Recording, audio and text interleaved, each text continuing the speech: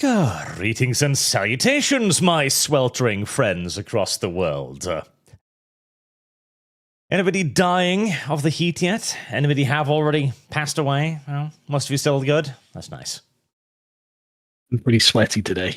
I was teaching my youngest son, how to ride a bike today, because he's been putting it off, right, for ages. And so he was like, "Can we go to your office, do some painting?" I was like, "Right, we can, as long as we do some practice on your bike." And he was actually up for it, which he never had been previously. Previously, he'd been very "Oh, I don't know," because he's worried about falling off.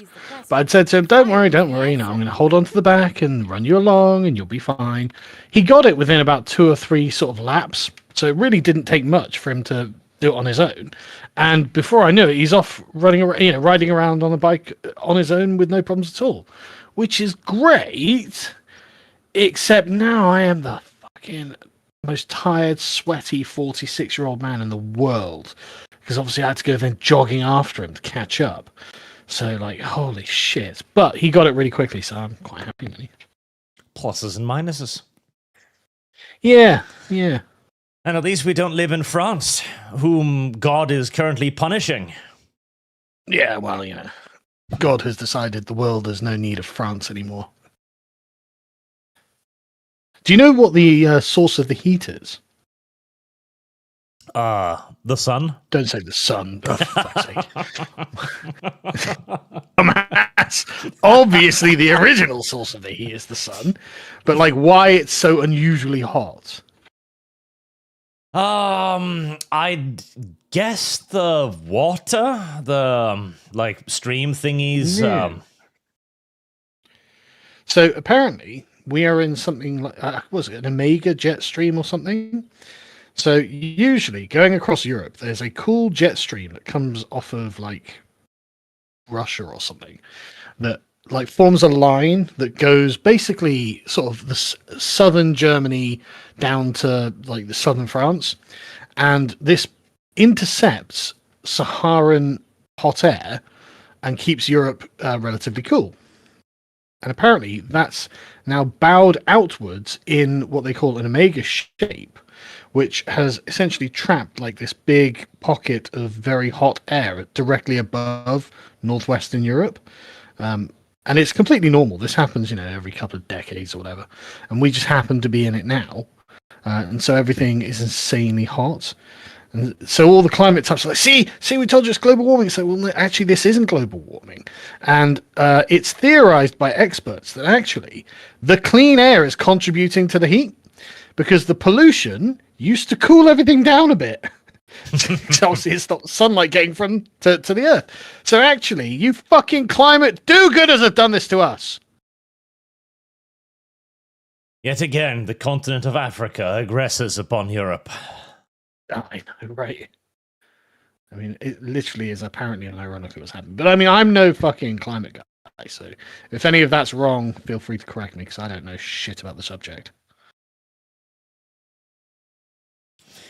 Well, we are here to be corrected today, although not on the climate, at least not immediately.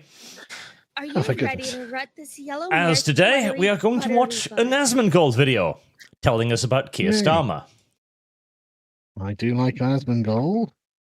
I'm interested in seeing what the American perception of this is, because... What, Keir Starmer? Yeah. I'm sure Asmongold's a big fan. This is why Asmongold is so useful for it, because he gives you the common American's perception of things. He's also got quite good takes, to be honest. I like Asmongold. I do too. I don't find myself disagreeing with much of what he says. You ignorant slut. What was the he got in trouble the other day. What was it? What, for streaming the rape gang inquiry word by word? No, strangely enough, there was no consequence for that whatsoever. Yeah, no, but good on him. Fucking absolute hero. 8 hours or something of him reading every line of the rape gang report. I couldn't bring myself to watch it. I was just like, fucking hell. Because I had to read the thing as well, and it is harrowing reading. So good on him. It's amusingly... It seems so radioactive. They won't even smack people for it. That's a fascinating thing. Yeah, that is an interesting point, actually, because imagine if they had. Yeah. Ooh, YouTube, Twitch don't want you reading the Rape Gang report. Well, that's not going to turn it insta-giga viral, is it? Ah, there we go. That's the one. Asmongold says he's more interested in video games than sex. Oh no, what a misogynist! What is he not allowed to be? Isn't there like asexuality is an LGBT thing? Is he not allowed to? Definitely not. Why isn't he allowed that opinion? Listen, chat. Why is what? He's What's he done right. wrong? Okay, women are nice and all, but they just end up stabbing you and complicating things. I don't agree. You know, you should be able to master women, obviously, but like, you know, even if that's how he feels, so what? That's how he feels. He's allowed to feel that way. Master women. Yeah, but digital women, Sargon. Yeah. No. See, Real women, Arch. Real women. We're already off to disagreeing with him. We're already started. Hey, he's allowed any opinion he likes on that. You know, his personal preference. I mean, I thought these people were all about your own personal preferences. Well, no. No, they're about their personal preferences. Yeah, literally. Your personal preferences are problematic, you know. It's literally how it is, though, isn't it? You're not allowed your preferences. We're allowed our preferences. And that's social justice. That is social justice. Let's see what the barometer has to tell us today, then. Let's take a look at Keir Starmer. I don't want to get too distracted and too off topic. So Keir Starmer resigned today. Now, why did he resign? Everybody knows why he resigned. So anyway... but does everybody know why he resigned? Still on a little bit. See, Keir's exit was interesting in that there's been controversies even bigger than these before, honestly. Like, Keir wasn't even in a particularly large backlash, considering the level of man that he is, and he's been actively destroying everything he's been touching for the last 2 years. Yeah, and ironically, Keir could have fought it out and gone to the leadership election. And it's actually not impossible that he could have won it. I mean, the last poll was a few months back, but it had him and Andy Burnham neck and neck on 36%. So it's just like, you could fight this, Keir. But I think that people have been pointing out, look, it's not really about you and Andy Burnham. It's really about the Labour Party is clearly a fucking corpse that is still walking. You need to go because everyone hates you. Yes, because it was it even a month ago where the last scare that he might be sent off happened, and he basically just put down an ultimatum that, like, no, if you throw me out, I'm going to start sharing some secrets. Well, he could have just called a general election and just made them all unemployed. Mm-hmm. So the fact that he chose to exit now is a little telling, and in my opinion speaks more to strategy than actual public force. Well, he's not... technically, he hasn't exited yet, right? So what he's done is said that he will set out a timetable for his orderly departure. So he's initiating procedures, but it's not clear yet what those are going to be or what's going to happen. So, ready to rut this yellow mare's fluttery. Frankly, I kind of feel like it's a delaying tactic. Buying Fabius time. the delayer here. Yeah, exactly. Right. Like, I feel like Fabius the delayer here is like, okay, well, I mean, yeah, sure, Andy Burnham's popular now, but in a month's time, after the media are like, right, this is our new prime minister coming in, let's dig up the dirt and start throwing it in everyone's faces. How Andy Burnham once, like, tweeted how actually he didn't want to shag Carol Vorderman or something like that. Oh, everyone will hate him by the end of it, and maybe they'll want me to stay. Well, that's far from impossible, because right now, Andy Burnham is kind of riding the wave of popularity by the fact that he defeated the right wing in an election that was always going to be a massive fucking long shot for the right wing to win. I saw your feet. And this made him very popular, of course. Mm-hmm. But he's had a very interesting past. So Andy Burnham is a politician's politician, from what I've been able to dig up so far. He's never done anything outside the Labour Party, as far as I can tell. Because he started his career as an aspirational socialist. Yay. Yep. He declared himself to be an internationalist, full-on good old-fashioned comedy, communist gobbledygook. But as he continued on his career, he very much so feminist, the all-women's shortlist in government. It's up to feminist men to fix this problem.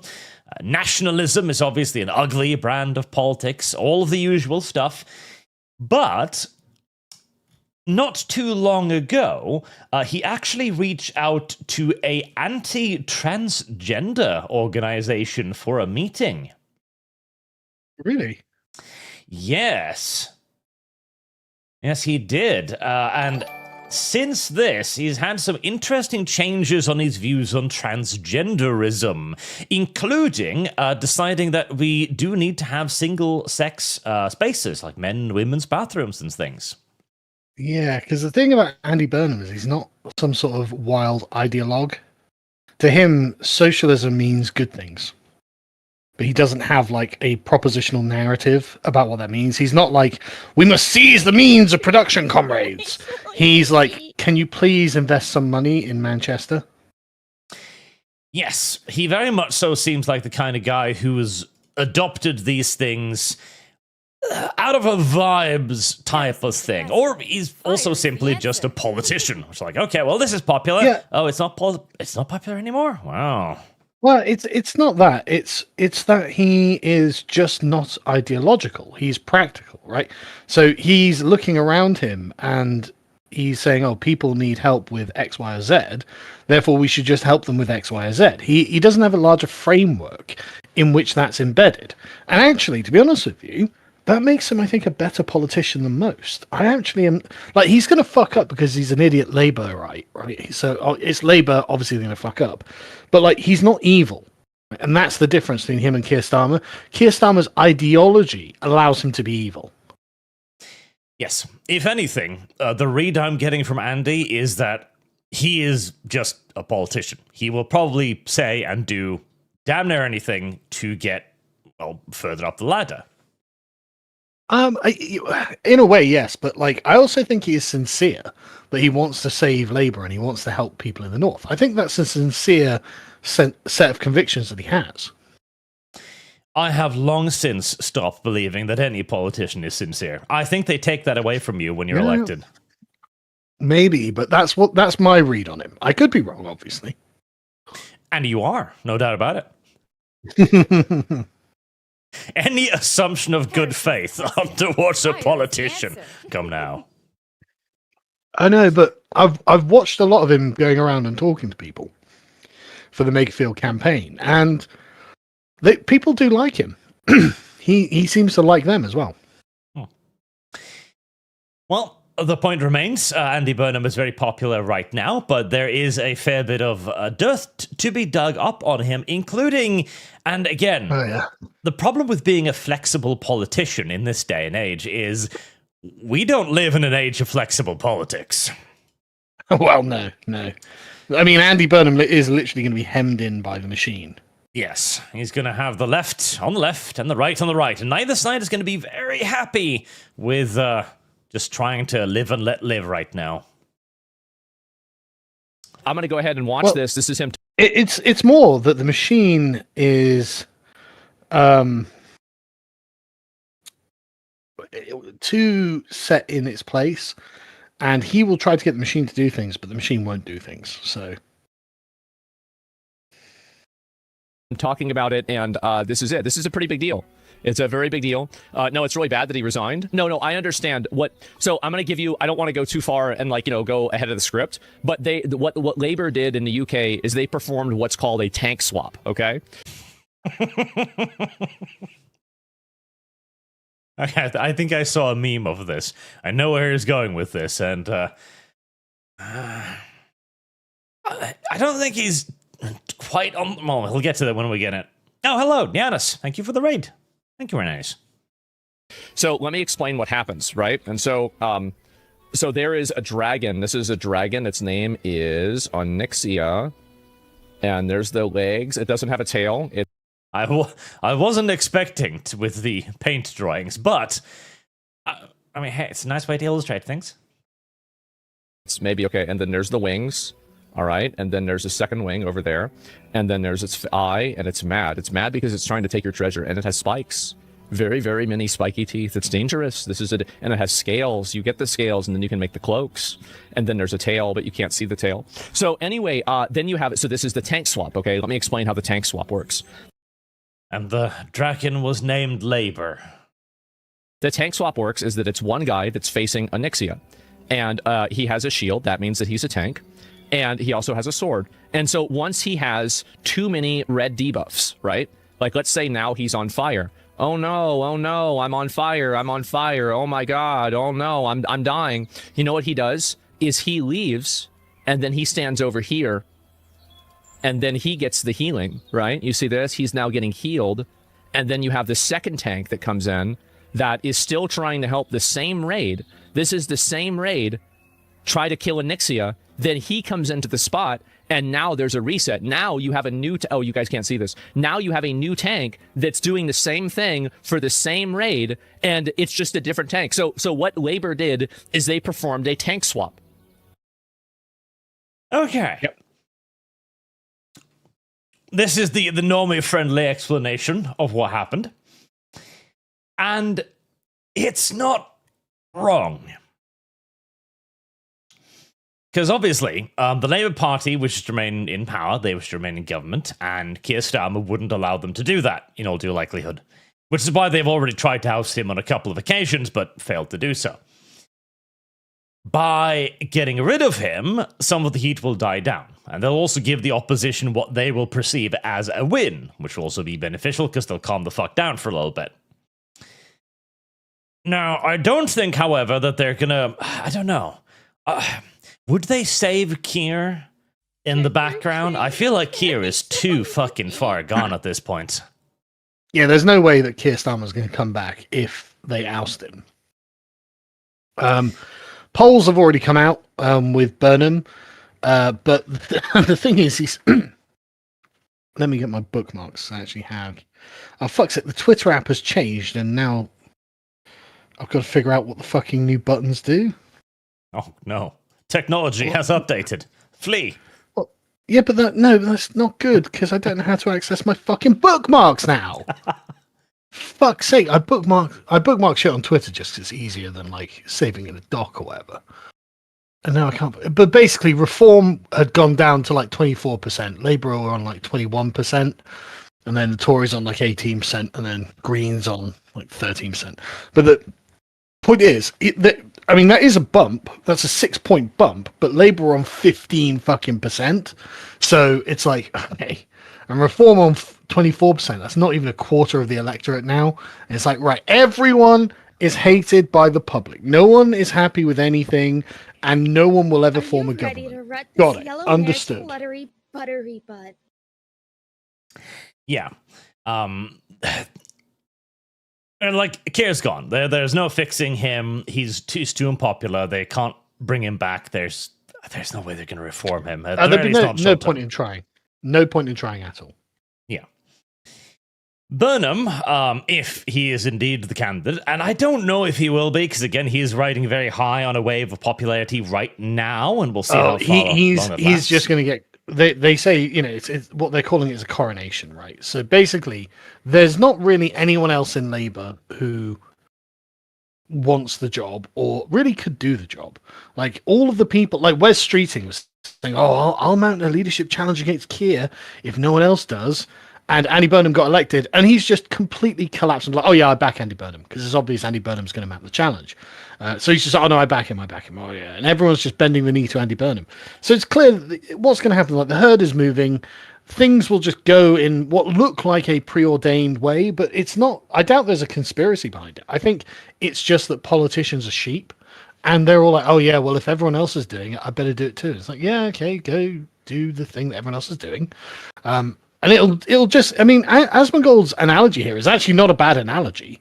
The problem is the dragon is going to keep burning the things in front of it, and they don't have another tank to come in and bump them up in the polls again. Well, there's the interesting thing too, because you mentioned something interesting. There's nobody else really available. And even Andy Burnham's availability is kind of based on an immediate achievement. So you could very easily see this slightly differently in that Andy Burnham isn't the new monarch. He's the sacrificial sheep being pushed forward to eat the flame for a bit.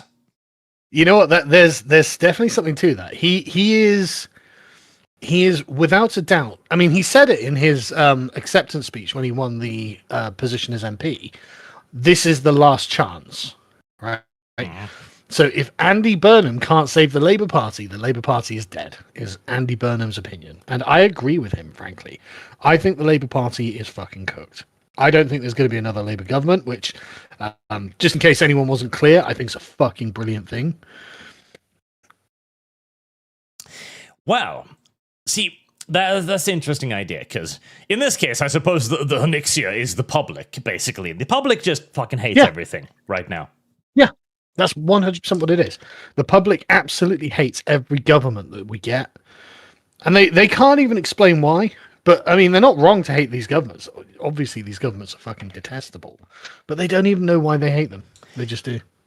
Well, see, that's the thing too, right? Because the public, of course, the 98% are nowhere near as informed as what you and I and everybody watching are. So for them, it's a lot of vibes. Politics is a lot of vibes. 100% vibes. What they got a few years ago was that the Conservatives came in, made a lot of promises, said they were going to correct the errors of Labour, which had brought the country in a bad direction. Conservative didn't do any of that at all. Oh no, they did worse. They carried on fulfilling the promise of Labour to the nth degree. Yep. And so the Conservatives have practically been wiped from the political map of the United Kingdom, which is remarkable. Well, it's not actually that bad. It's pretty bad. And it's hard to imagine the Conservatives ever forming a government again as well. But I think they're actually in a more likely place. The Conservatives are genuinely like a cockroach. They're in total, they've had several different forms, but in total, the party is about 400 years old, right? So they are like a cockroach. Do expect them to come back, is expect the infestation to return. But the Labour Party, I think, is probably cooked at this point. I don't think it's got anything left in it. Yes, because then, of course, as the only organised alternative, Labour came in as the Conservatives, not the party, but the actual Conservatives in the UK were like, okay, well, this party isn't going to do anything for us, and there was very low voter turnout in the last election. So Labour came in, won. Not a great victory.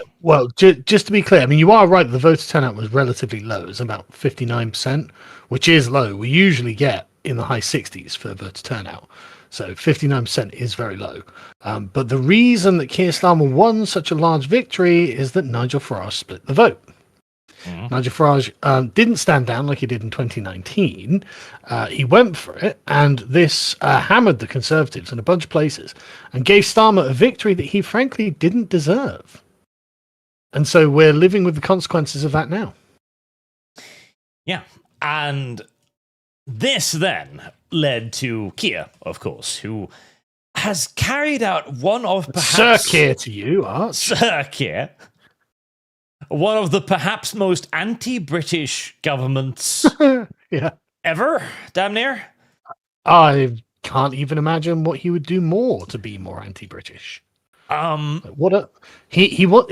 Lammy wants to abolish jury trials for certain crimes, or most crimes, sorry, not just certain crimes, most crimes. And it's like, okay, when was that in the fucking manifesto? Yeah, Keir Starmer has... we're not even talking policies. He's literally surrendered British territory. He's handed over the control of the Gibraltar border to the Spanish. the Chagos Islands, the Gibraltar border. Like, no one asked him to do any of this either. It's so No. weird how all this was so unprompted. And he It's like, why are we paid for the doing this, kid? privilege to give these things away. Yeah. I mean, genuinely baffling. That, like, this is genuinely Conquest Third Law. The behavior of any bureaucratic institution can only be explained by thinking of it as being controlled by a cabal of its enemies. And so that if the British government was under the control of our enemies, what would it do differently? Very little, really. It would give away territory. It would abolish the rights of the native Brits. It would privilege the foreigners by, like, for example, after Southport, Keir Starmer pledged £30 million to defend mosques. What? Yep. Ferment massive civil unrest, etc. Yeah, it's just like, it's so enemy coded. It would be difficult to imagine what an actual enemy would do differently. Yep. But with the Conservatives not being trusted anymore, we then had the alternatives arriving, which was Reform UK. And yes, the right-wing party. there was a lot of optimism around that for quite a while, but the problem is Nigel Farage. Correct. Who's the man who's been saying a lot of the right things, but very rarely actually acting on any of it. Yeah, I mean, Nigel is typical boomer, frankly. I mean, all boomers are boomers, but Nigel is just Nigel. He's predictable. He's afraid to go against the grain. He's not really right-wing. He's really kind of a centrist in many ways, and he's the one who said it more than enough. He said, I'm not a populist. He said, I'm not anti-immigration, like blah, blah, blah, blah, blah. But then, Rupert Lowe's said some things that are similar to that in the past as well, and fairly recently, actually. So, like, frankly, British politics is quite depressing, but you got to just take the best of what you got. Yes. So, like, he's a conservative that might have done 10, 20 years ago, but yeah, we're not there anymore. No. And as people began to realize that, we then had the rise of Restore, which has had it's how old is the party now? 4 or 5 months? 4 months. Yeah, so it had a But remarkable growth in that period.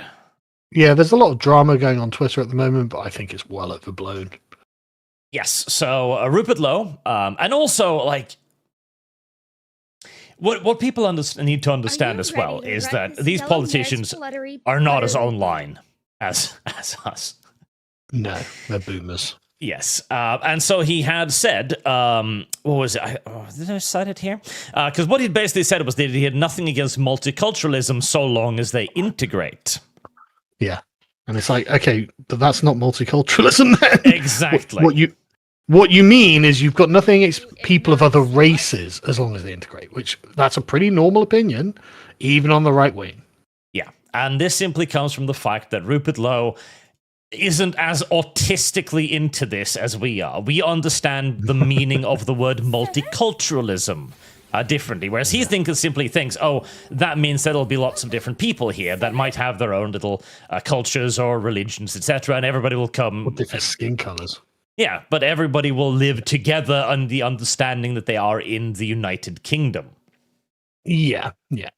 And the other day he was like, "Oh, I'm not driven by ethno-nationalism or Nazism." It's like, yeah, because to the boomer, that's what that means. So, yes. Ethno-nationalism was coined shortly after World War II to basically separate the sort of liberal civic nationalism from Nazism by some Jewish liberal. So it's just like, yeah, obviously, if you take their framing, and every boomer has taken the liberal framing, obviously he's going to say that. Like, freaking out about this is just really silly and short-sighted. And it's simply because that's the language right now. Our understanding of the language, you got to understand, we've spent, fucking 1.5 decades analyzing this shit now. Yeah. The normies are not there. No, and a lot of the people on the sort of online right spent a lot of time watching our content, learning it as we learned it. Discovering it as we discovered it. And so it's one of those things where it's like, look, we are all in a much more advanced position than someone like a boomer. Yes. And so when he says he has no problems with multiculturalism, he just wants them to integrate. What he's saying is he has a problem with multiculturalism. Yes. I mean, he literally is like, I want to ban halal and kosher slaughter. Yes. That's, I don't know what you, like, that hasn't gone from the manifesto, lads. Don't worry. Yes. And there is now some interesting precedents for that as well, as Denmark did so recently and are now also trying to move to banning public prayer. I said the other day, I can't remember who I was talking to, but they were like, oh, do you think a European, what country in Europe do you think is going to be the ones that just tell the foreigners to get out? I was like, oh, Denmark. And he was like, but don't they have a centre-left government? I'm like, I know. Weird, isn't it?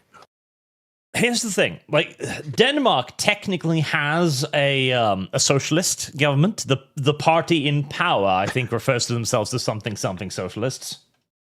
Sure. But just like just like Rupert Lowe, there we go. My fucking brain farted. Doesn't mean multiculturalism when he says multiculturalism. They don't mean socialist when they say socialist.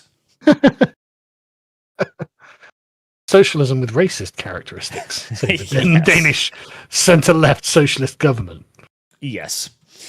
As the Danes have been legendarily anti-immigration. Yeah. For anyone who doesn't know just how bad it is, right? Like, I remember a few years ago when the illegal migrants started arriving in Europe and they started going to Denmark. Denmark was like, okay, but we're going to take anything valuable off you that costs more than 2,000 euros. And everyone was like, what? And the Dane's like, yeah, we're just doing that. And I was just in awe. I was like, fuck, why can't we do that? And this is what the Danish parliament looks like now. Social Democrats, left, moderates, Social Democrats. See, when the Danes say Social Democrats, it's not the American version of Social Democrats, which is communism, but they're still in the pretending phase. It's actually closer to the supposed ideal of Social Democrats, which is a social healthcare system within a democracy. Yes. As in, the Danes actually begin from the premise that Denmark is a Danish country. Yes. Right, that's the unusual thing. Like, they actually are like, oh yeah, no, we're the democracy for the Danes. Are you Danish? And if you're not Danish, hand over your wallet. See, a Viking just meant raider, meant robber. Some old habits die hard. Yep. So Denmark's actually doing surprisingly well, everything considered. Yeah. Be the last European country when this is all over. It's fucking looking like it. Yep. So, yes, that was a very lengthy way of saying that, yes, this is more or less correct, but Keir's probably fucking dead, and this is probably fucking dead, because the fire's not going to stop. Oh, yeah. Andy Burnham can't fix anything. Public will continue to hate the Labour Party. Yes. I don't think Andy Burnham will be personally as hated as Keir Starmer, because Keir Starmer just seemed to be genuinely evil.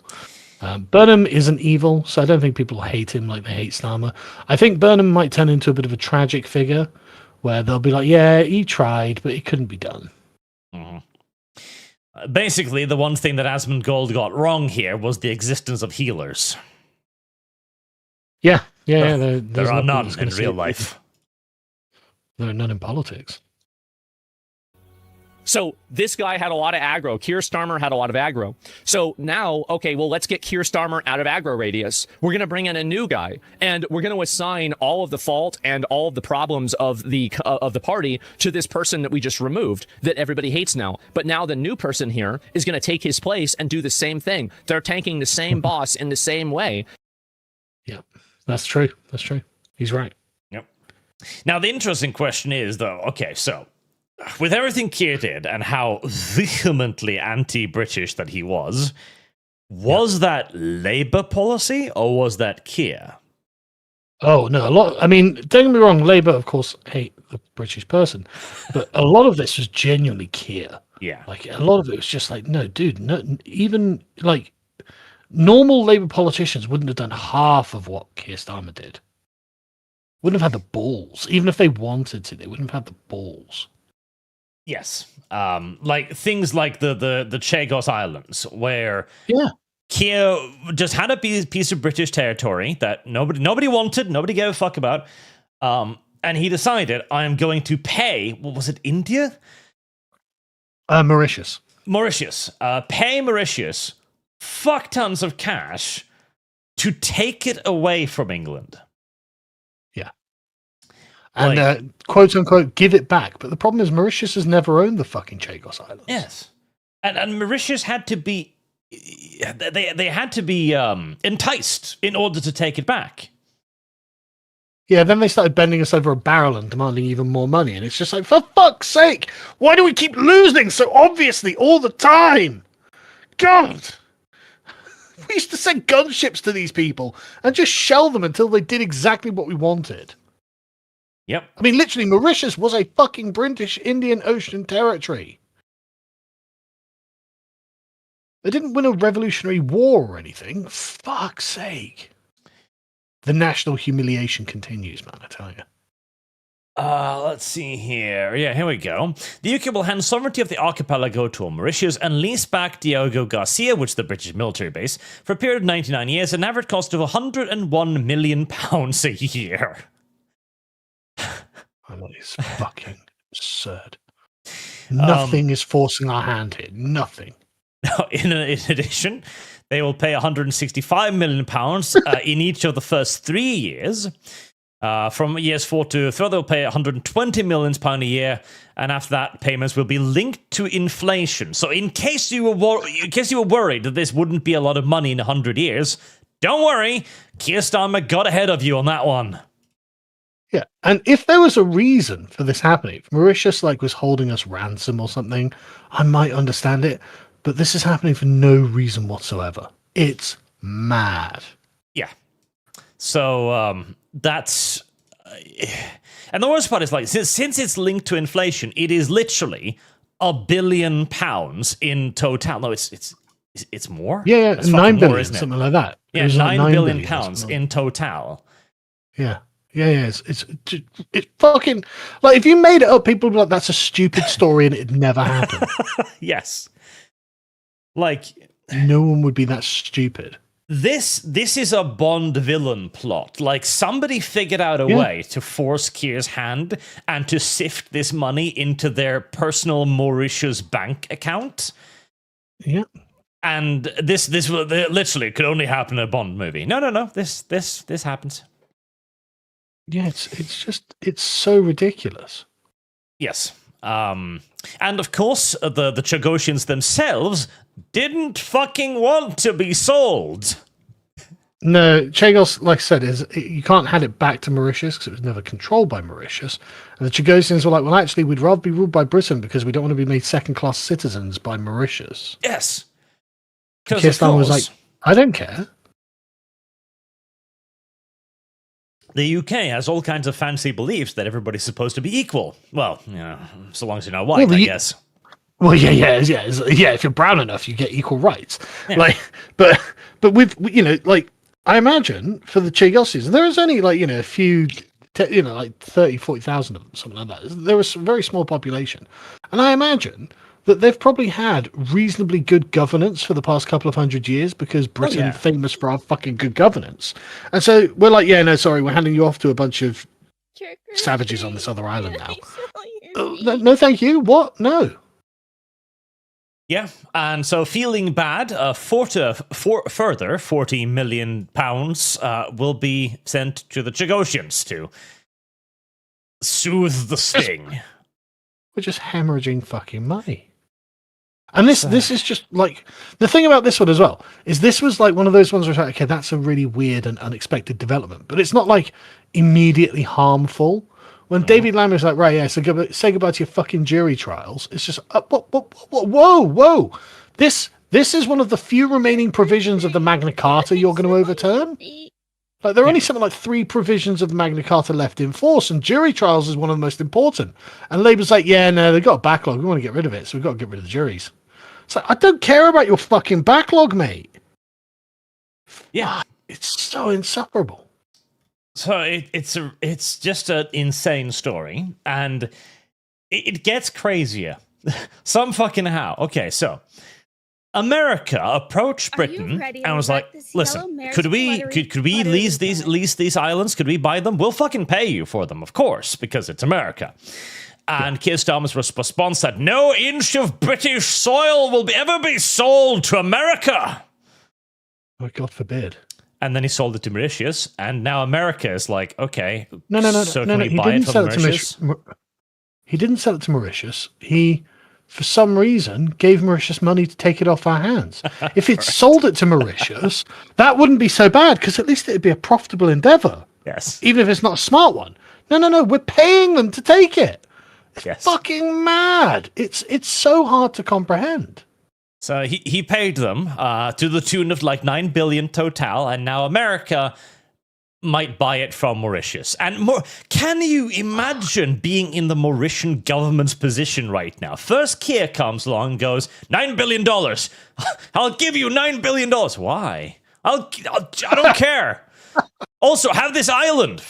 Okay. Shortly thereafter, America comes, "Hi, we'd like that island the English just gave to you." Oh, really? Well, that could be 10 billion. Market fucking value. Yeah, exactly. And the thing is, like this, like you're saying with Gibraltar and stuff like that. It's just like this is just one of many, many, many ridiculous things that have happened to us. It just so many inexplicable decisions. Like the first thing he did when he came in is release the prisoners and then turn off the winter fuel payments for pensioners. It's like, what? Like, what would a villain do differently? Like the Joker, as Bane has taken over. Open the prisons. Freeze the pensioners in their homes. I give the country back to you, the criminals. You know, like, what the fuck are we doing? Like, it's mad. It's genuinely mad. And the thing is, right, after 2 years of it, I've got to the point where I'm kind of enjoying Keir Starmer's Joker arc. Like, I know that whichever Labour Prime Minister gets in, obviously bad things happen, right? It's Labour. And so Andy Burnham is going to begin a big program of tax and spend. Oh, good, my taxes are going up again. Well, that's no fucking surprise. Like, another thing that Keir Starmer did, or his government did, right? Rachel Reeves comes in and goes, "Oh, God, there's a £22 billion black hole in our finances that the Conservative Party have left us." And everyone's like, "Jesus, what does that mean?" And she's like, "I'm going to raise £44 billion in taxes." I mean, it's been a long time since I've been in school, Rachel, but it strikes me you only need to raise 20 billion, and that's twice as much that you're actually saying you're going to fucking raise. So I get the feeling you're fucking rinsing us, right? But the thing is, a year after that, they were like, "Yeah, there wasn't actually a black hole in the finances. Your taxes aren't going down." And it's just like, right, so you just rinsed us for £44 billion. You fucking thieves. You fucking thieves. Sorry, I could go on, man. Because I've been paying attention to the Starmer regime very closely for the entire time he's been in. And man, like I said, I've come to the point, it's kind of like, not battered housewife, as it were, but just someone who just can't believe what he reads on a daily basis. So I've kind of disassociated with my own country. I've kind of disassociated as if I'm watching this from a long way away and just being like, yeah, that's not real. That can't be real. So, but it is crazy and entertaining because it's so mad. So let's see what tomorrow brings. Yeah. So, whoever the fuck's in charge of Mauritius is having just the best few years of his life. Well, can I give you some other examples of national governments that are having the best years of their lives? Sure. The Conservatives. Do you know who Paul Kagame is? No. He is the Prime Minister of Rwanda. Or might be the President of Rwanda. I actually don't know what kind of government they have. But he signed a series of deals with the Conservatives to take our refugees. So the illegals that came over, well, Paul Kagame, like literally economic genius, political strategist extraordinaire, was like, okay, and I think it was something like 250 million, or it might have been more. You might want to look it up because I can't remember the exact numbers. It might have been a couple of billion. I can't remember what the numbers were, but it was a lot of money because it's always a lot of money. And we signed an agreement with him that said, yeah, he'll take our refugees, but he is also entitled to send his refugees to us. And it's just like, what do you mean? In a 1-for-1 exchange? And it's just like, whoa. Rwanda doesn't have any fucking refugees. Who as a refugee goes to Rwanda? Nobody, right? So if we send them 100,000 refugees, then they're entitled under this treaty to send 100,000 refugees back. It's like, what? And we paid like £250,000 for this, or however much it was, £250 million. And it's like, what? How? We've just been outplayed because Kagame is obviously a genius and our governments are fucking retarded, right? In the end, we gave them millions and millions of pounds. None of them went anyway. No one was sent. We just gave Rwanda millions of pounds. And then Starmer comes in and cancels it. And it's like, like, he must have just been like, brilliant. Yeah. Yeah. And they don't even have to pay us back. They don't even have to pay us back. And it's just, so he's just saying, how much more did it say in the article? 240 million pounds, 310 million US. Yeah, so it was about £250 million that we just gave to Rwanda for nothing. Yep. And then they just But you know go what's like, worse? no taxi backsies. Mm-hmm. Do you know what's worse, though? Kind of Under get the worse. Conservatives again. It can always get worse, right? Do you see why I'm starting to feel like I'm disassociating from my own country? Yes. Like, this can't be real, and yet it's on the BBC. Like, I don't think they're lying to me. So I'm like, okay, this is just, fantasy politics. The Conservatives had a deal with France. Rishi Sunak paid France £250 million. And I think in total it went up to £500 million that we paid France to take back the boat migrants, right? The French just kept letting them come. Those fucking frogs took our money and then just kept sending the fucking refugees. And it got to the point where we were like, listen, you have to stop them. We've paid you. And they're like, okay, we will do, I can't do a French accent. We will do a 1-in, 1-out scheme with you too.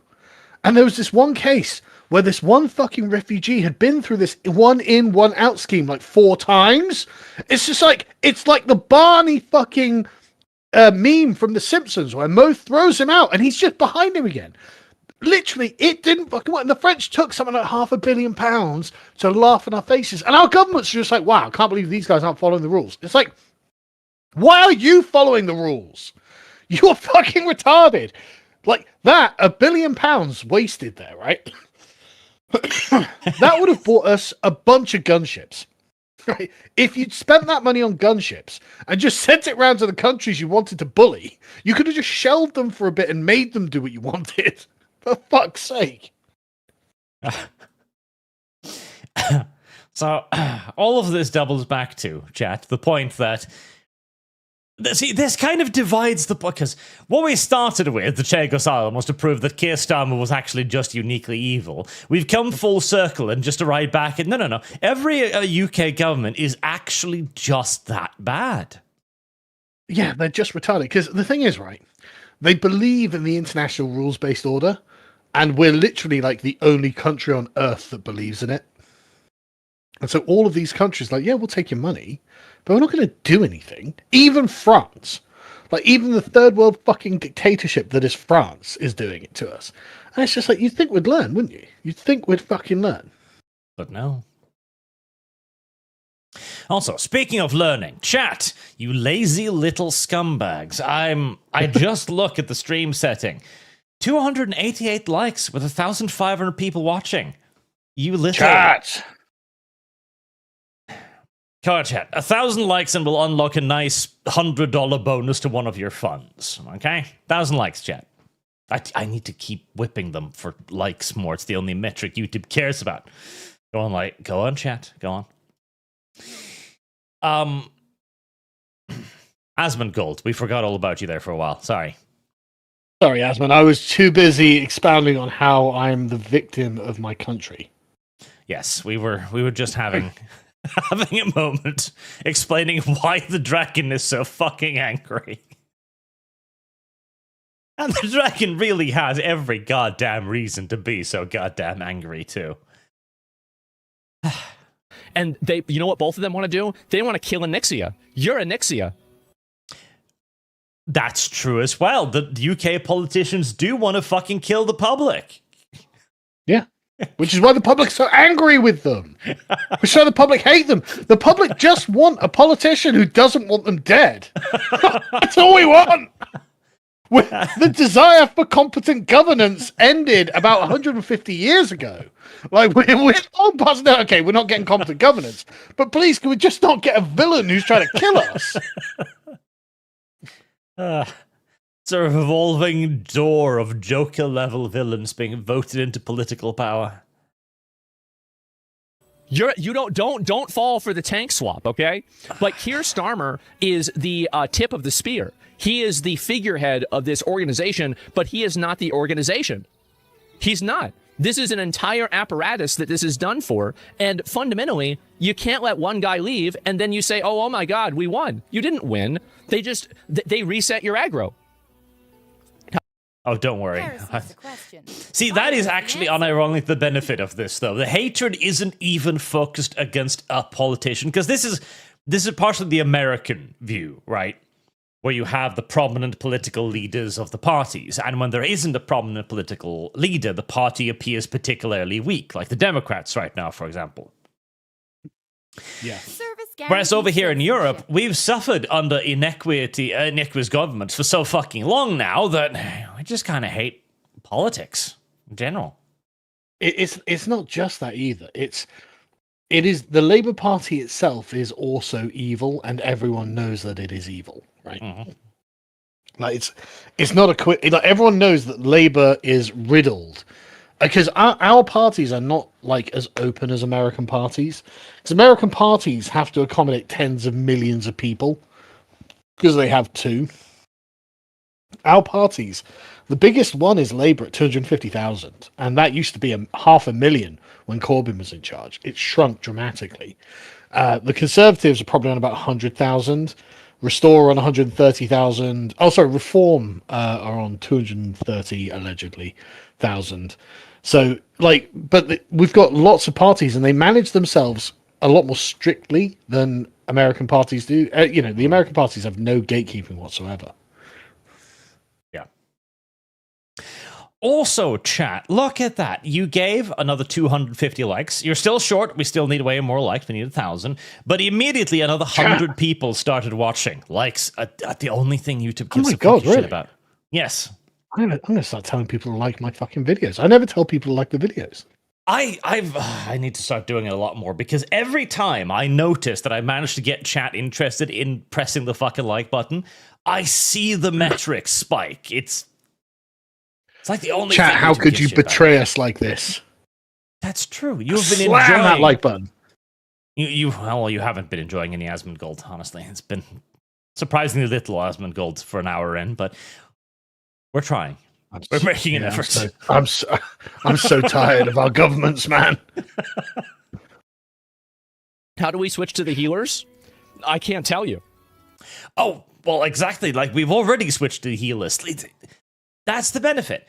The entirety of the establishment is so universally hated now, because everyone knows they're either incompetent or evil.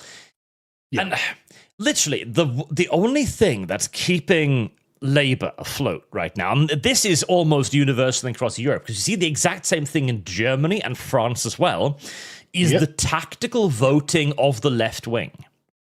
Yep.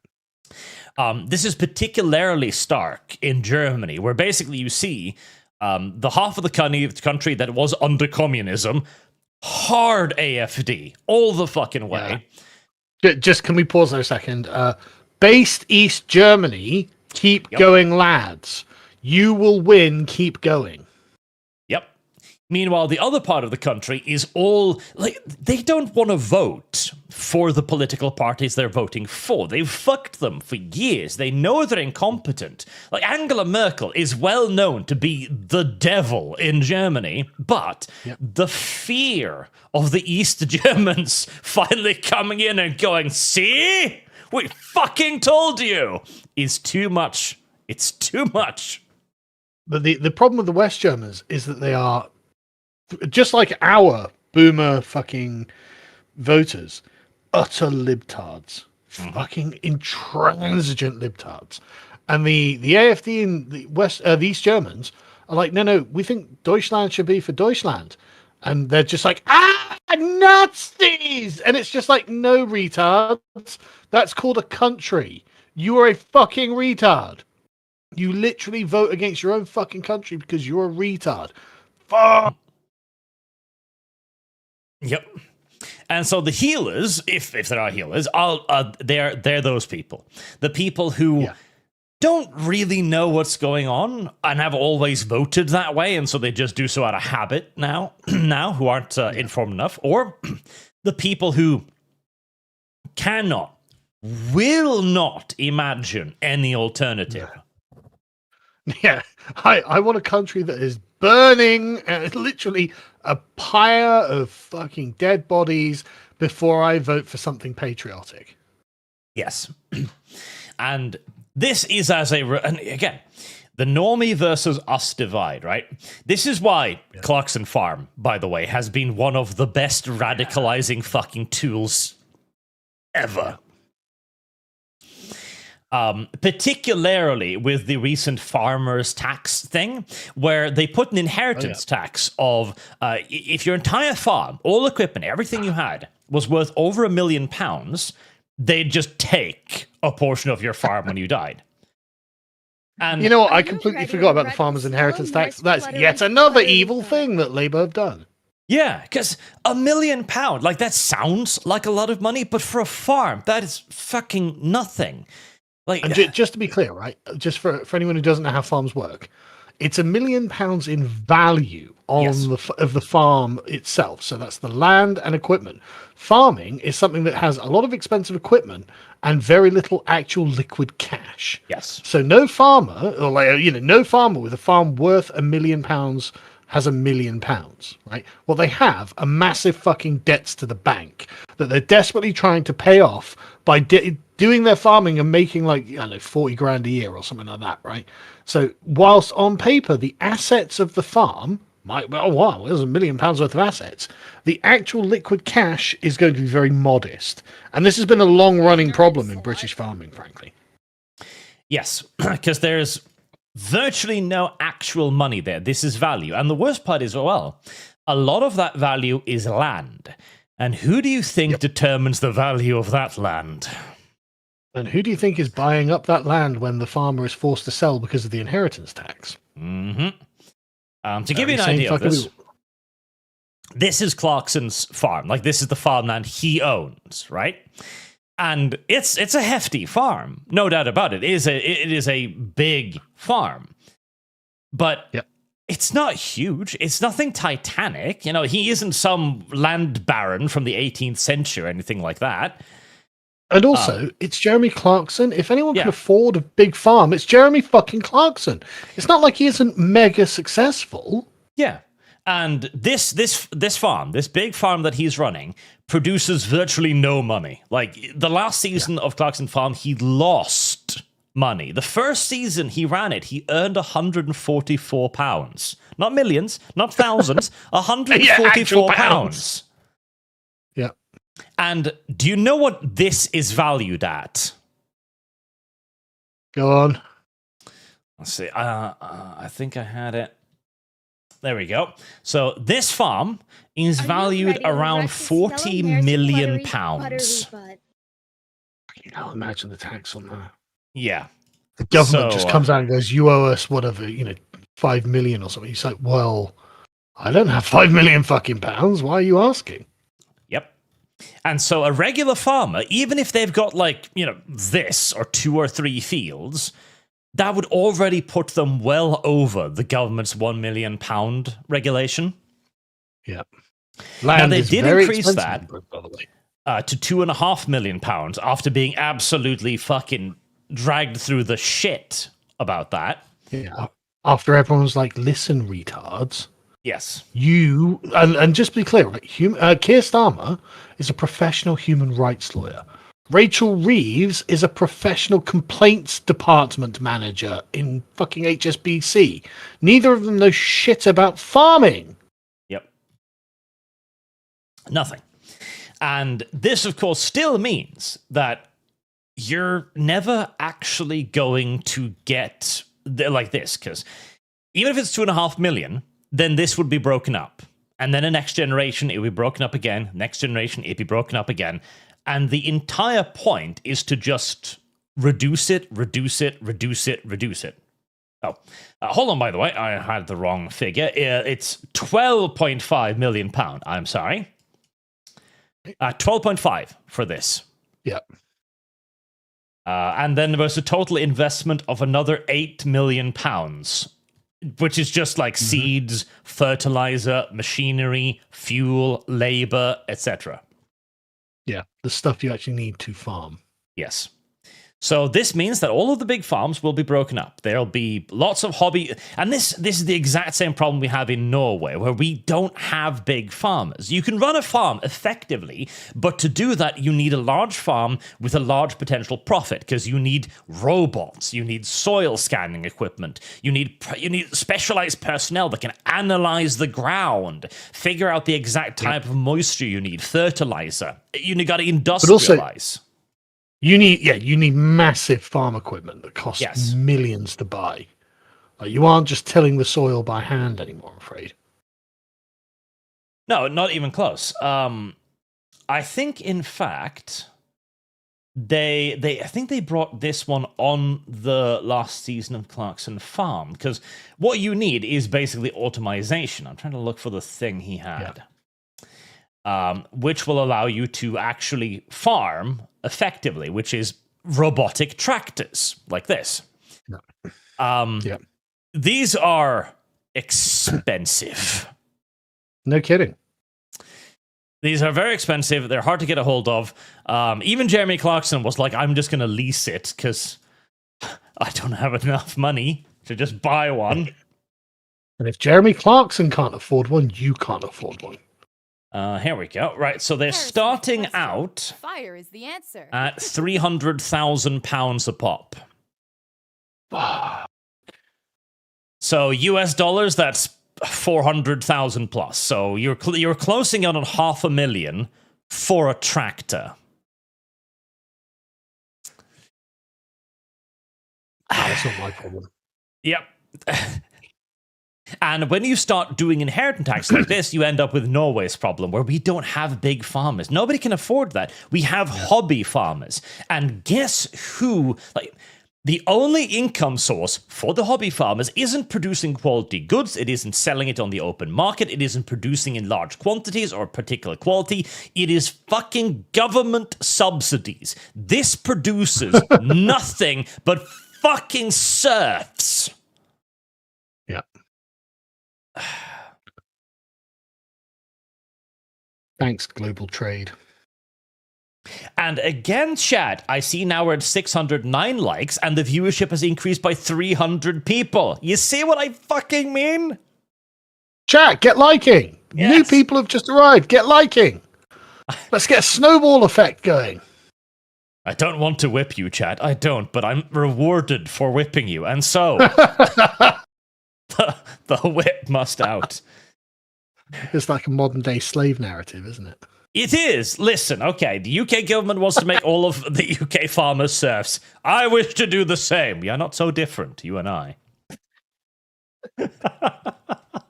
I tell you, if you didn't laugh though, fucking hell, man, the way things are, it's just mad. Yep. Yeah. That's fucking awful. Yeah, like there was a guy who committed suicide over this. Because he was just like, right, okay, well, I can't pay the inheritance tax on my farm. I'm going to kill myself. It's like, right, so Keir Starmer actually has a body count through this policy alone. Yeah. Let alone his other fucking policies. Again, like £1 million is nothing. Like even £2.5 million. So this £11 million farm right here, valued at, and that's before Clarkson added all of. Because that's the worst thing too. So Clarkson, of course, Did you add value to your farm and you owe more? He added value to his farm. He built farm shops. He was selling his produce locally. He built restaurants. He wanted to run a tavern. You know, he added enormous amount of value to the local community.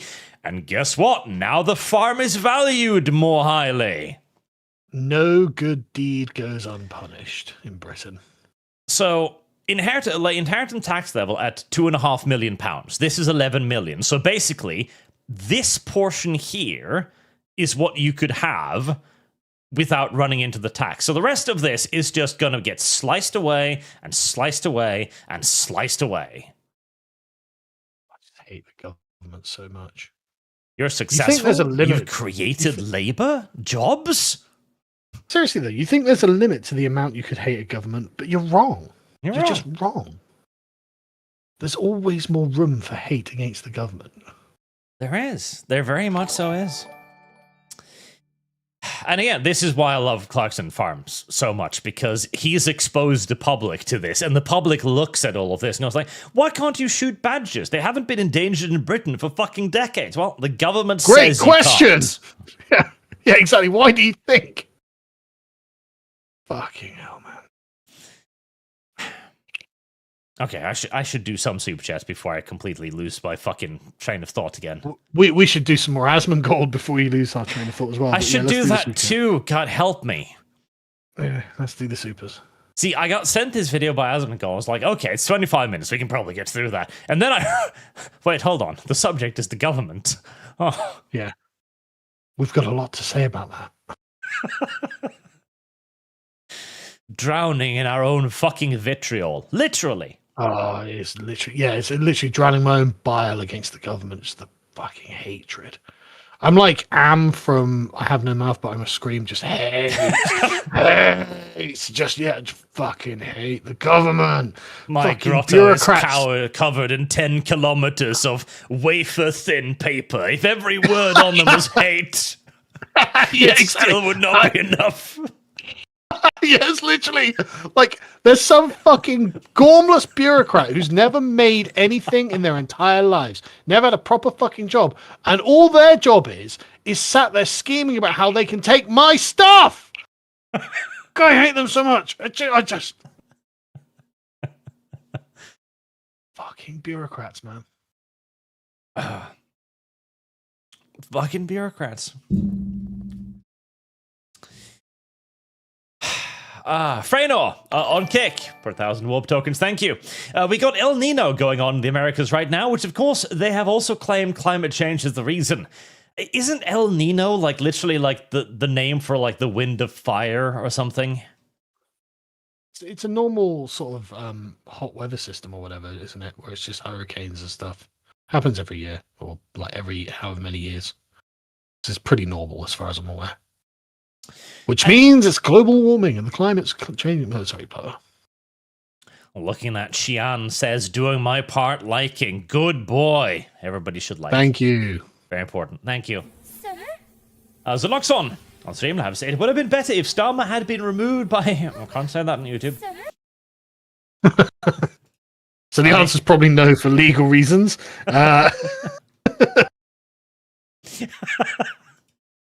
Just FYI, I happen to live in the oppressive dictatorial tyranny of Starmer, so... Sujad, Ball has released his full move for free on Twitter for the following 2 days. Has he? Citizen Vigilante. Oh, yeah, I haven't seen it. Has anyone got a link? It's a terrible movie. It's a fucking god-awful movie.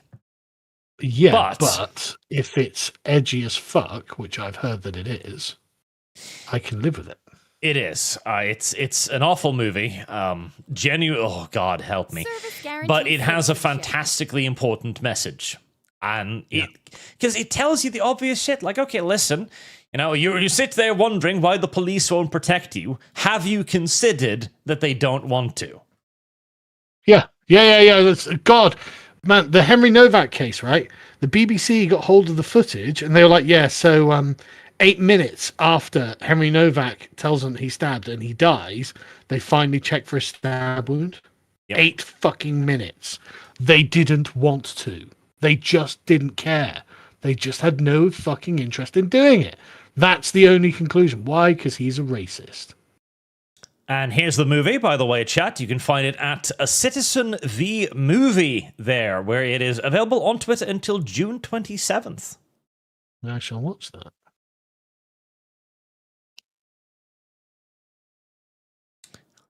Carson Kazmiri, I was thinking he'd go out like Nicholas Cascu, the Starminator fighting to the bitter end for that pathological need for power. Ceausescu. No, Chukashku. Okay. We're in alpha. Maybe we should try to have an entire ArchCast play Nebulous and see if they dare ban and strike every video out there. Oh, well, no, they don't have the balls to go after me. They go after the people watching. That's what annoys me about it.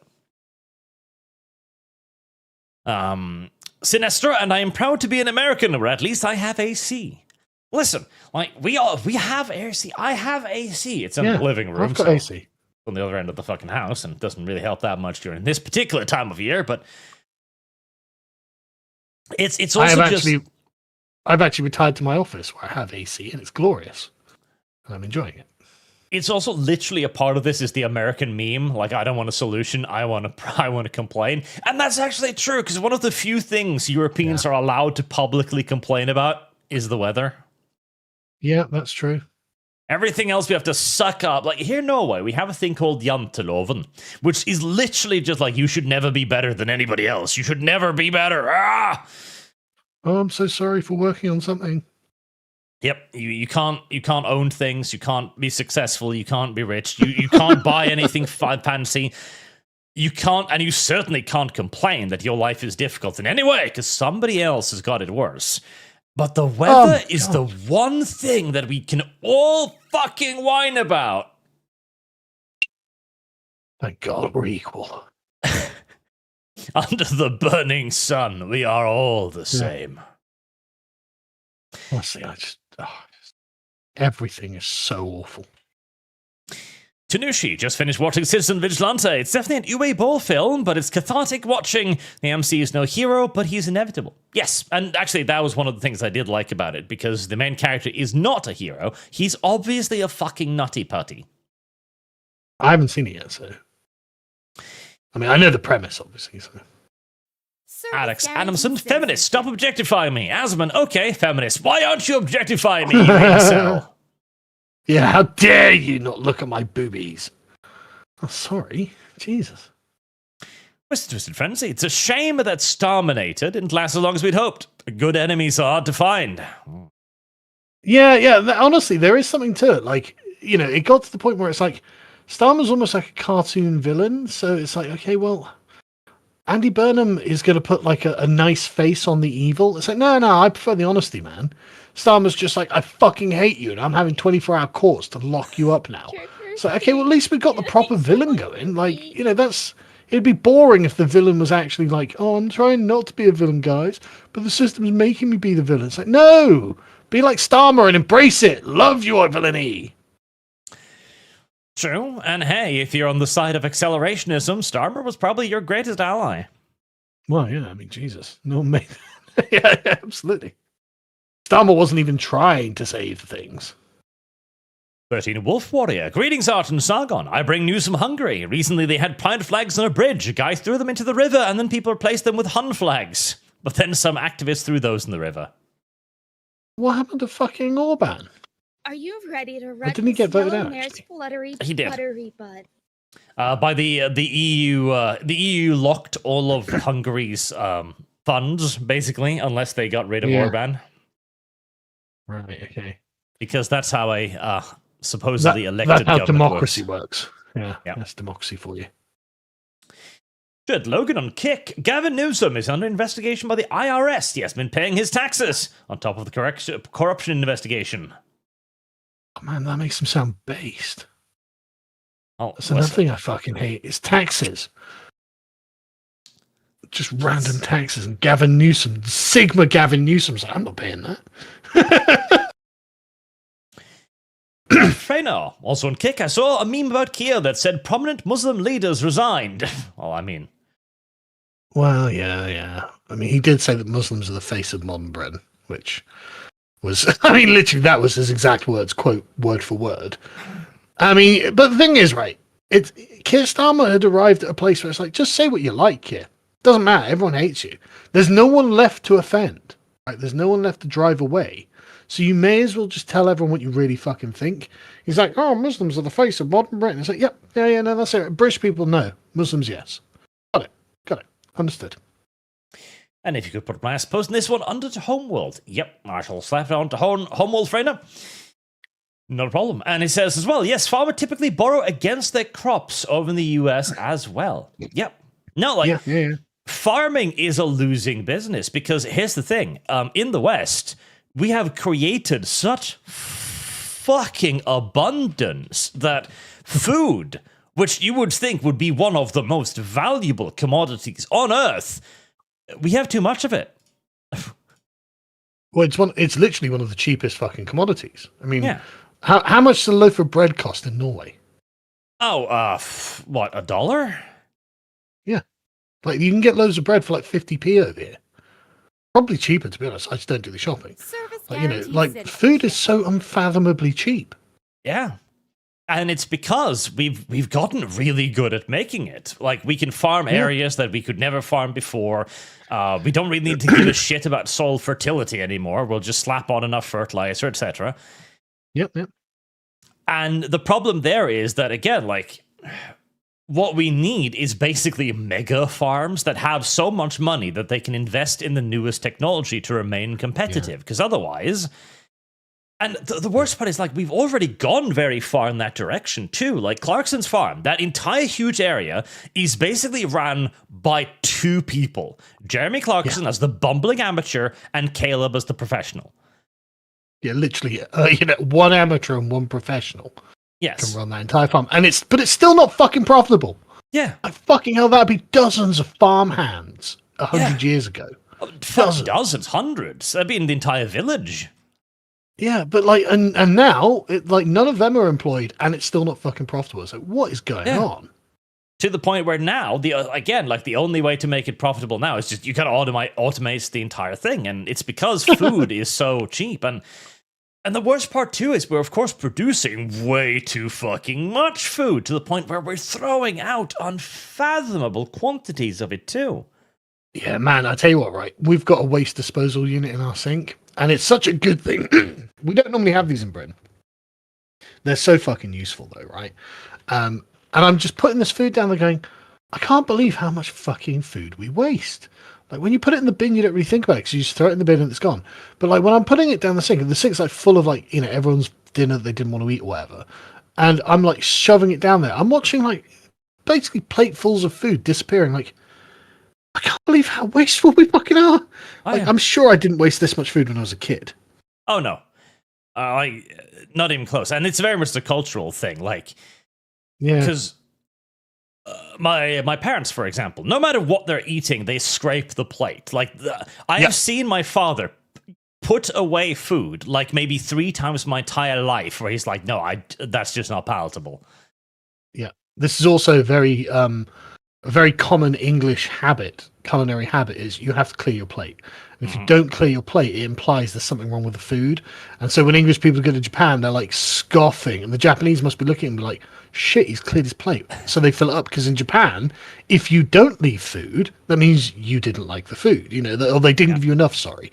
So it's just like, you know, you can see a Japanese man entertaining an Englishman. And English was like, oh, fucking hell, I've got to finish this too. And the Japanese guy's like, shit, he's going to finish that one as well. This is the 3rd fucking plate. What is wrong with these people? These people are mad. Yep. And this may shock you, chat, but I have a bone to pick with the government on this point as well. Oh, no shit. Because here in Norway, we have a law that says that once the date on the packaging has run out, you have to dispose of it. You have to dispose of it. Oh, yeah. This even goes for shit like honey. We have dates for honey. For anyone in the chat who doesn't know, honey is a preservative. Yes.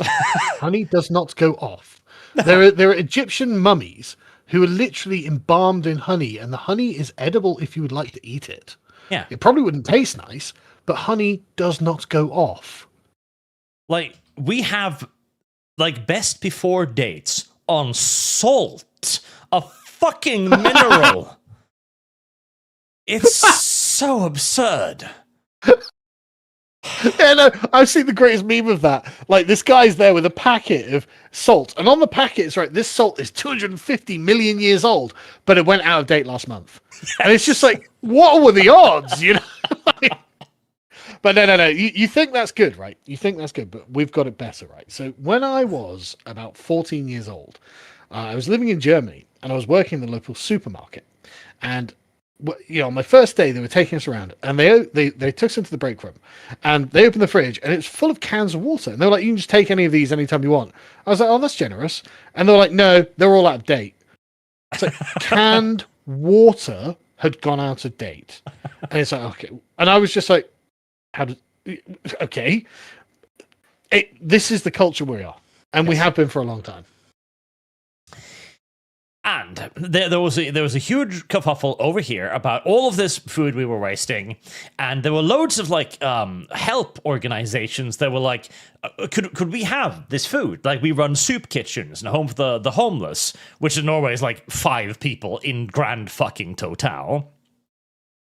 But like the idea of helping people, and the supermarket chains were obviously thrilled. Of course you can have this. We're going to throw it away anyways. Here you go. And then the government stepped in and declared that no, you could not give away food that had passed its expiration date. You know what? I recently encountered this. I went into my local co-op supermarket, and they had cinnamon buns, and they were just there, and they were just like, reduced. And I was like, "Oh, fuck my diet. I'll get these cinnamon buns. I love cinnamon buns." I went up, and the woman was like, "Oh, I can't sell you these. They're out of date." And they went out of date yesterday. I'm like, "Are you going to throw them away?" She's like, "Yeah." I'm like, "Well, can I just take it?" And she's like, "No, I'm not allowed." Yes. I was like, "Right. So, but if I go wait by the bin," she's like, "No." And I'm like, "Right, okay. So you're actually going to do everything in your power to make sure these cinnamon buns don't fall into my possession at this point, right?" Like, you're actually, and the thing, she wasn't being mean about it. She's just, I'm just not allowed. And it's just like, for fuck's sake, like these cinnamon buns went into some bin that I wasn't allowed to have access to. Yes, it's literally illegal. And the worst part is, like, the greedy corporations over here. Then they were like, okay, fuck, we're going to make, like, special corners for things that are about to run out of date. They make food packs of food that's about to run out of date in, like, 2 or 3 days that you can just take. They sell them to you for, like, $1, basically, because they have to charge something. And it's so ridiculous when the greedy corporation is trying with all of its might to give something away that the government is refusing them to do. It's so mad, isn't it? It's so mad. It's so fucking idiotic. I just will never get over how ridiculous our country is. Like, you could probably cut back 99% of the laws that we have, and nothing would change. Yeah. And this is a law of no purpose. That somebody, and like, the reason they invented it is no doubt because, like, oh, but what if a homeless person got a tummy ache? Oh, well, fuck. Tough, I guess. It's like, it's because we have that 0 point something% scenario where something mildly negative could conceivably happen, and therefore we have to just sweep the legs underneath everyone.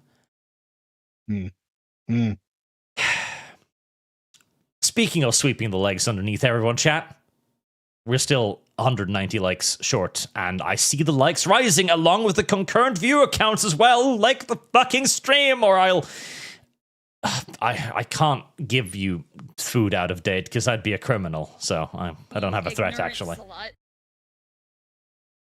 You're just gonna have to do it out of the kindness of your heart. And speaking of the kindness of our hearts, 3 fucking minutes. This is a new record. I don't think we've ever been this bad. If it helps Asmongold, I'm enjoying the video anyway. Yes, I'm enjoying myself.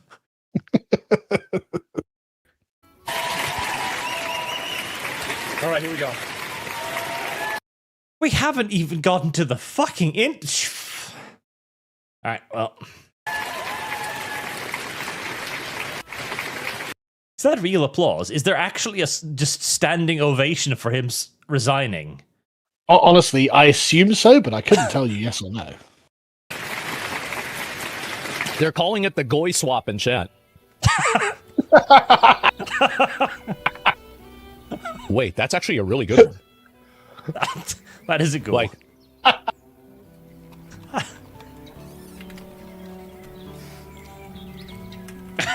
Goy swap. Goy swap.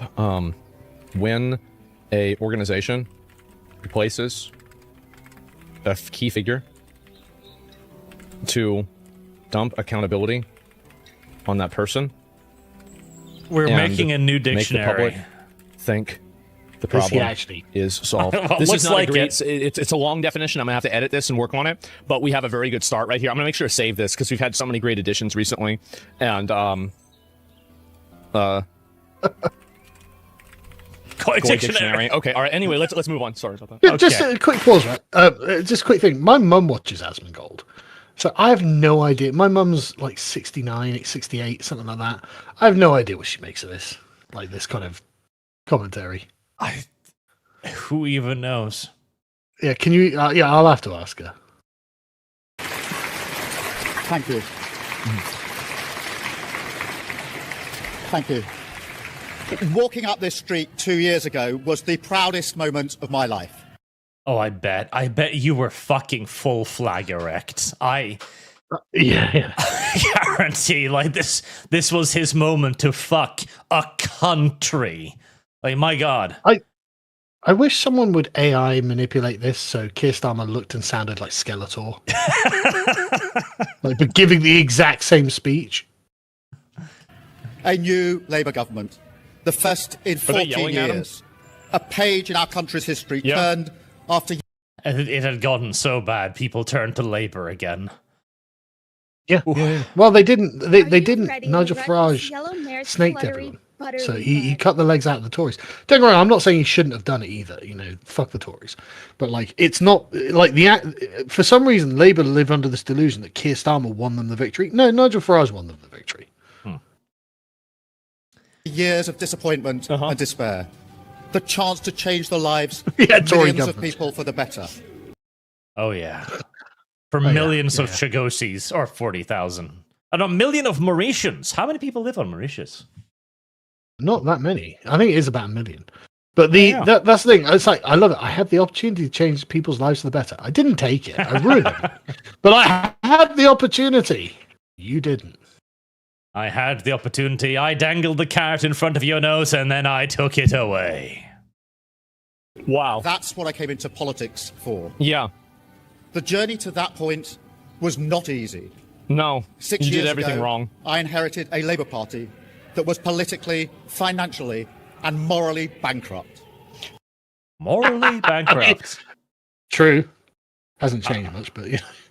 Correct. Corbyn did do a number on him. To put this into perspective, Keir isn't even the worst leader the Labour Party has had. He probably is the most hated, though. Like, everyone hated Jeremy Corbyn, but Jeremy Corbyn didn't. I mean, he wasn't ever the government, so he didn't have the opportunity to do the evil things Keir Starmer actually did have the opportunity to do. That's true. Like, on the DPS meter, Keir definitely outranks him. Yeah, definitely. So this is now we begin the part where it's actually not his fault. It's somebody else's fault. They did It's the Conservative Party, undoubtedly, who gave him a terrible position, blah, blah, blah. it wrong. He's doing his best, and it's not. Right. Yeah. And what did you do? You made it worse. I was told time and time again that my party was finished. That we were Well, and you thought to yourself, you know what? And I decided to make that reality. I am the prophesized one. It was supposed Under to my bring balance leadership, to it the is. force. Bet. All right. Well, I'll finish the job. signed to history. The majority of the general election, let alone a landslide majority, Yeah. was in See, look at this. See, look at that. That's him. He's taking responsibility for the landslide he won. So it wasn't you, and everyone knows. Anyone with any like nous and who pays attention to politics knows how Keir Starmer came to this majority. It was a complete fluke. If Nigel Farage had stayed home, Keir Starmer would have lost. Yep. impossible. But we proved those people wrong. We proved that so long as our enemies are divided, the tactical ideological bloc will overcome. Yeah, it's literally what he's saying. We changed our party, ripping out the poison of anti-Semitism, restoring trust. Oh, that's right. Jeremy Corbyn's anti-Semitic now. Yes, on but the doesn't poison like man. Israel. Anti-Semitism. Don't you have a bunch of imams in your country that are talking about killing Jews? Of course we do. We have regular attacks on the streets of London in Golders Green and other places. It was Birmingham as well, where Jews were just assassinated. Of course we do. Well, to be What fair, first world country doesn't, Asmongold? when the Jewish person was attacked by diversity, that was immediately declared a terrorist attack. Well, that was like, Yes, a it was. month ago? A couple of months ago now, Golders Green, I think it was. Yeah. It's hard to keep up. There are so many of them. When the But yeah, white you're guy absolutely attacked right. people, that was a terrorist attack. When a British person gets attacked by the very same kinds of people, it's not a terrorist attack. No, And it of was course, Keir mental illness. Starmer pledged millions to protect the ambulances that were attacked in Golders Green. Some ambulances were set on fire, and Keir Starmer was like, "Well, this is worse than anything that's ever happened before." It's like, right, okay, thanks, Keir. It truly is terrible. Yeah, it's just some ambulances, but no, I you feel- carry on, Keir. Like, that's kind of like, in my opinion, this is just me, right? And I don't know if this is woke or not, but I think it's kind of anti-Semitic to kill Jews. Well, it depends on your point of view, I guess. Asmongold's gone woke. Being Jews, right? I think that's like, that I would say is like pretty high tier anti-Semitism. That's just me. Obvious wokeoid, Asmongold. Shouldn't kill Jews. Economy, defence, It's kind of woke, but yeah. Ah, yes, he fixed the defense, which is why his defense minister left a few weeks ago going, I can't fucking do anything about this. Wasn't it only like last week, though? He was literally like, we're defenseless. We've got nothing. We've got nothing works. Keir Starmer was like, oh, I'm not going to support Trump in Iran. And it's like, yeah, because you don't have anything. Like It was half very of our reasoned. ships. Half our ships are in fucking dry dock because they don't work here. It's actually unclear whether we have a fucking nuclear deterrent. But how can this be? How can this be, Sargon? Have you not seen the UK's the defence's recruitment posters? Ah, yes, I have. You know, are you a lazy foreign gamer? Would you like to join the British Army? No, they don't. I don't know if I can find these now, but there was some great ones. There was one where the UK, you see some UK soldiers out on active patrol of war games, and one of them is just like, oh, we gotta call a pause to the event, people. We gotta call off the war game. I need to pray, and everything just stops. The Muslim praying to Mecca. Yes. Yeah, the irony, of course, is famous now. More Muslims joined ISIS in Britain than they did the British Army. Really? Oh, yeah, look it up. Google it. It's Fucking- true. Something like 500 British Muslims joined ISIS and fewer joined the British Army. And it's like, great. Like, you know, don't judge people by what they say, judge them by what they do, is what my parents always told me. Me, millennials. Your army needs you and your self-belief. Ironic, given how neurotic the millennials are. You don't have to change your life to be in the army. You can just be a civilian in the army. Listen, the UK had a professional army once. It didn't work out. We're going to go back to fucking militias now. And you know what? It didn't work out. Yeah. Militias, the UK has a long and proud history of militias, so... Sure, but like saying, oh, the professional army didn't work out. Well, what happened? Well, we conquered a quarter of the globe. I mean, you know, we were in 100-year hegemony of the British. Like, it didn't work out though. Apparently, fucking hell. Didn't work out. Phone zombies. Your army needs you and your focus. No, God, can you imagine being in Ukraine and turning your fucking phone on? You're getting a Russian bomb, mate. Literally, yes. Yeah. Like, what a... God damn. Imagine being trapped in a fucking trench with this guy, and you're looking at him, and he's just, like, twitching. And it's like, don't you fucking dare. Don't you fucking dare. I just need to check Twitter. I just need to scroll. It's like, no, don't you fucking dare. Becoming a party that once again stood proudly with, not against, our national flag. The hard work of I thought you had. I don't Do you know get that about reference? that, Keir. That sounds like a lie. No. Now, this is actually true, right? So, what year was it that he became the Labour leader now? I can't remember. Like, probably like 2021, maybe something like that.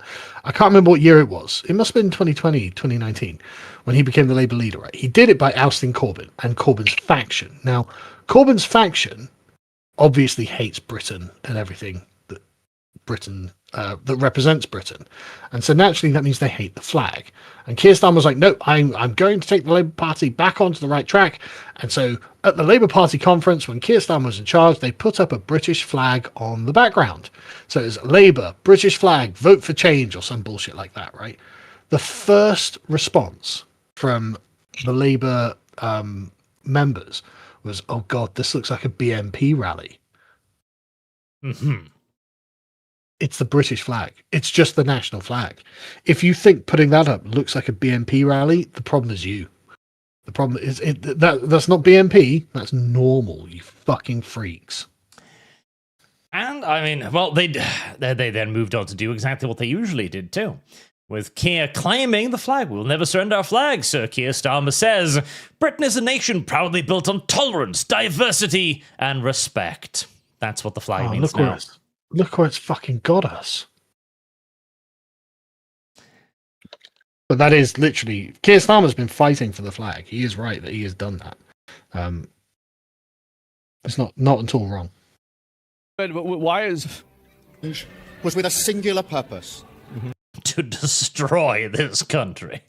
Yeah, to destroy the English nation. Not power for power's sake. Yeah. That's true. I mean, he has given away more British sovereignty and power than any other prime minister, so he's done well there. Sure, but not power for power's sake, just to literally destroy the country. I mean, he had a plan. He wasn't doing it for like personal vanity or something. He came in there with a plan. Change Britain for the better. To build a fairer country with dignity and respect. I'm sure it was really fair for all the thousands of girls that got raped. I'm sure it was really fair for them. Yeah, it was going for the jugular. fair for them to go to the police and then have the him a second. Police think that they did it themselves. Well, you're 11 years old. You consented to being gang raped by 3 adult men. Oh yeah, for sure, man. Definitely. Where everyone is seen, everyone is valued. Oh. Wealth and opportunity for all, not just the privileged few. God, okay. So another thing Asmongold said a few days ago, which actually rings very true, is you're not being oppressed by the top 2%, you're being oppressed by the bottom 2%. Oh, it's so true. And obviously... I'm being impressed by both, but yeah. Yeah, we can pick this apart and point out that, we've got enemies on both sides, don't worry. Yeah, I'm also being impressed by the government, but this is very much so like prosperity for all, not just the top. Here's the problem. The top literally created that prosperity. So it's also literally creating the problem of the 2%. Yes. See, like they're here because they brought them here. The interesting thing about capitalism was that when it started out, the idea was if we can bring in more wealth, first and foremost via trade deal with other nations, our country will become richer. As we become richer, more people will create businesses. More people create businesses, this creates more jobs. More people get jobs, more people get more money, more businesses are created to supply those businesses, so on and so on. That was the fundamental assumption of capitalism. Sounds like people are going to have to work, though, Arch. Don't you want people getting things for free?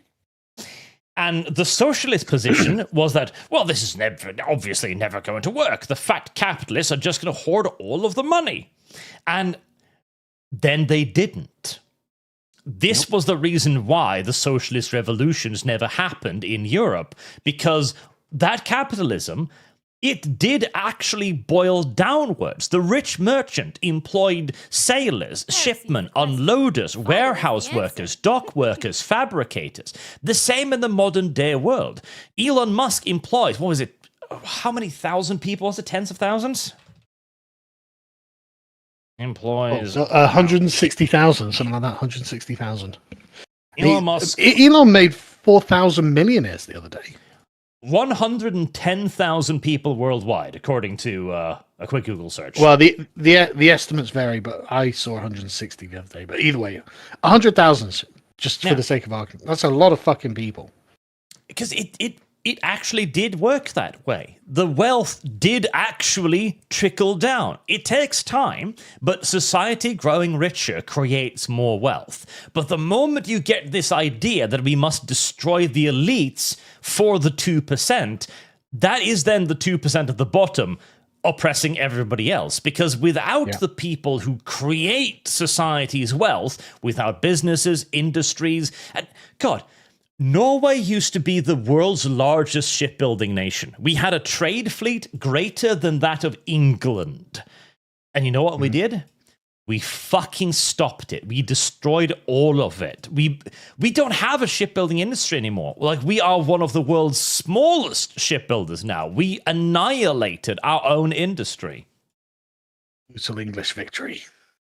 I mean, same with England too. Like, you used to be one of the premier steel producers on the continent. I know. We've still got loads of steel, loads of iron, loads of iron.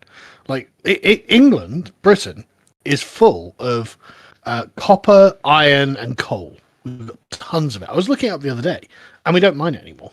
It's just like, why not? We get cheap Chinese shit instead.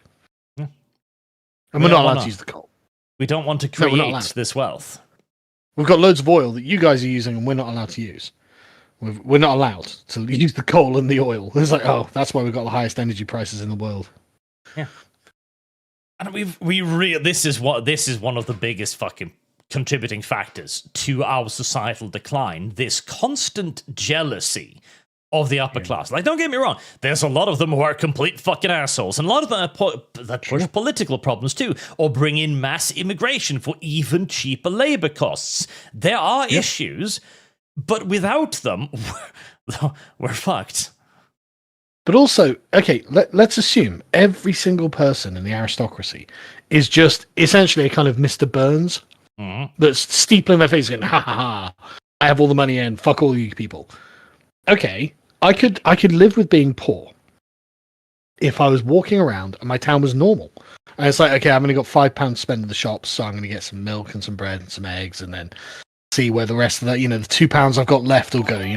Like, okay, fine, right? I could deal with that. I've been in that position in my life before, right? Before I was, successful on YouTube, I had no fucking money. I worked in jobs that didn't pay very well. Blah blah blah. Wasn't the end of the world because I lived in a 90-odd% English town and everything was normal. You just walked around, everything was just normal.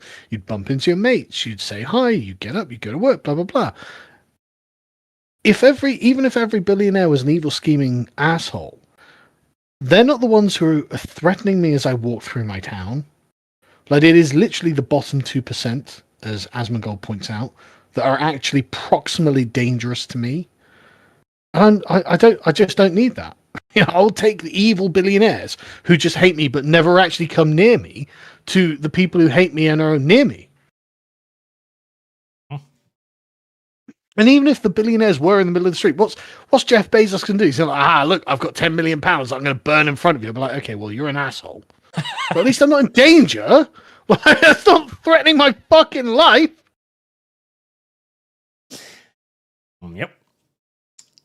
Also, chat, we're only 60 likes away from our goal of 1,000, and the concurrent viewers keep rising as you like. This is how Come on, chat. I'm sure you can do it. You can do it. I know it. I believe in you. I'll even give you more Asmongold in return. And how'd that work out? And look at what we've achieved in just 2 years. Look at the economic desolation we have brought. Look at the division we have created. Is it not grand? Yeah, exactly. Look at how much we've ruined things in only 2 years. It's remarkable, honestly. Yeah. Yep, you made everything worse and everybody hates you. Good job. Yeah. An economy that is stronger, growing faster than our peers. Wages... No, that growing faster than our peers. Yes, that's because nowhere in Europe has economic growth. We're not an exception. Like, Europe gets like 0.1% economic growth, and we get 0.15% economic growth. And he's like, yes, we're growing faster than our peers. Technically true, but not exactly something you'd brag about, is it? Yep.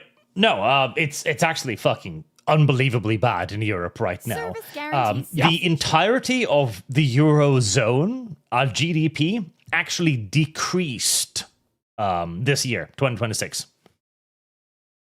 So, It was like something like 0 point something, but it shrunk, and it doesn't do that.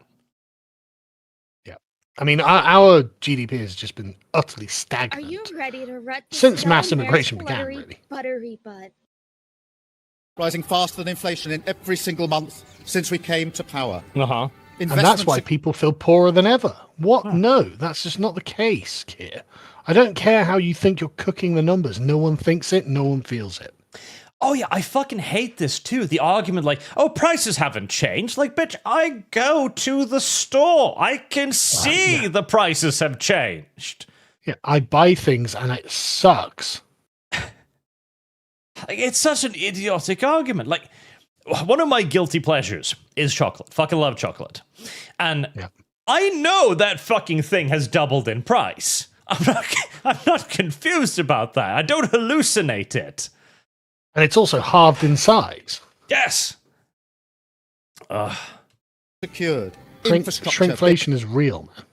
Oh yeah, very much so.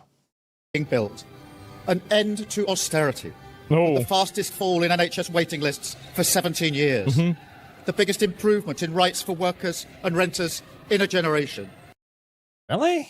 What rights did UK workers not have preceding your rule?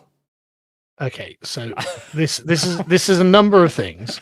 I'm But curious. what it means is he has stacked the deck against employers and in favor of workers.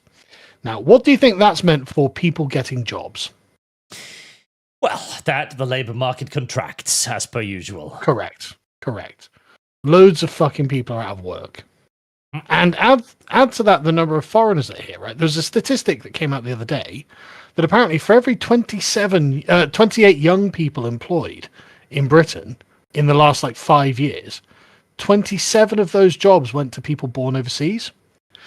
Only 11,000 British young people in the last 5 years have got jobs.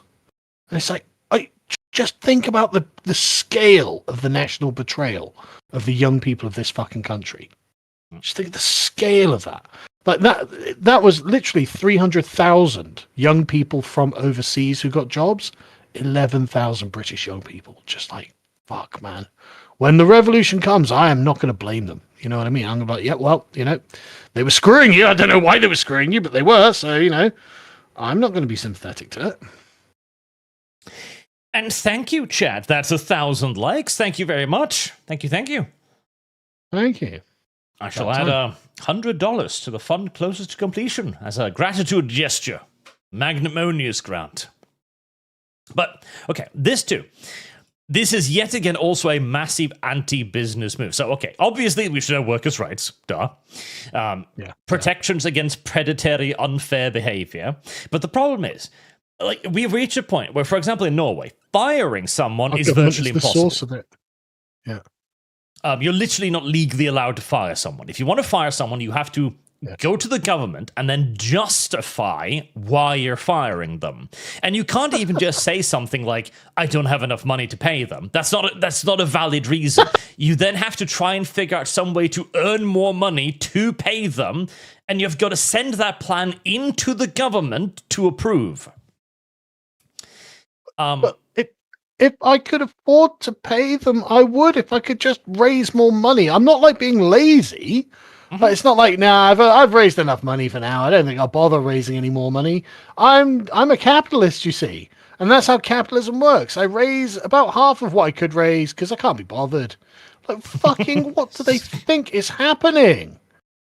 Fucking hell.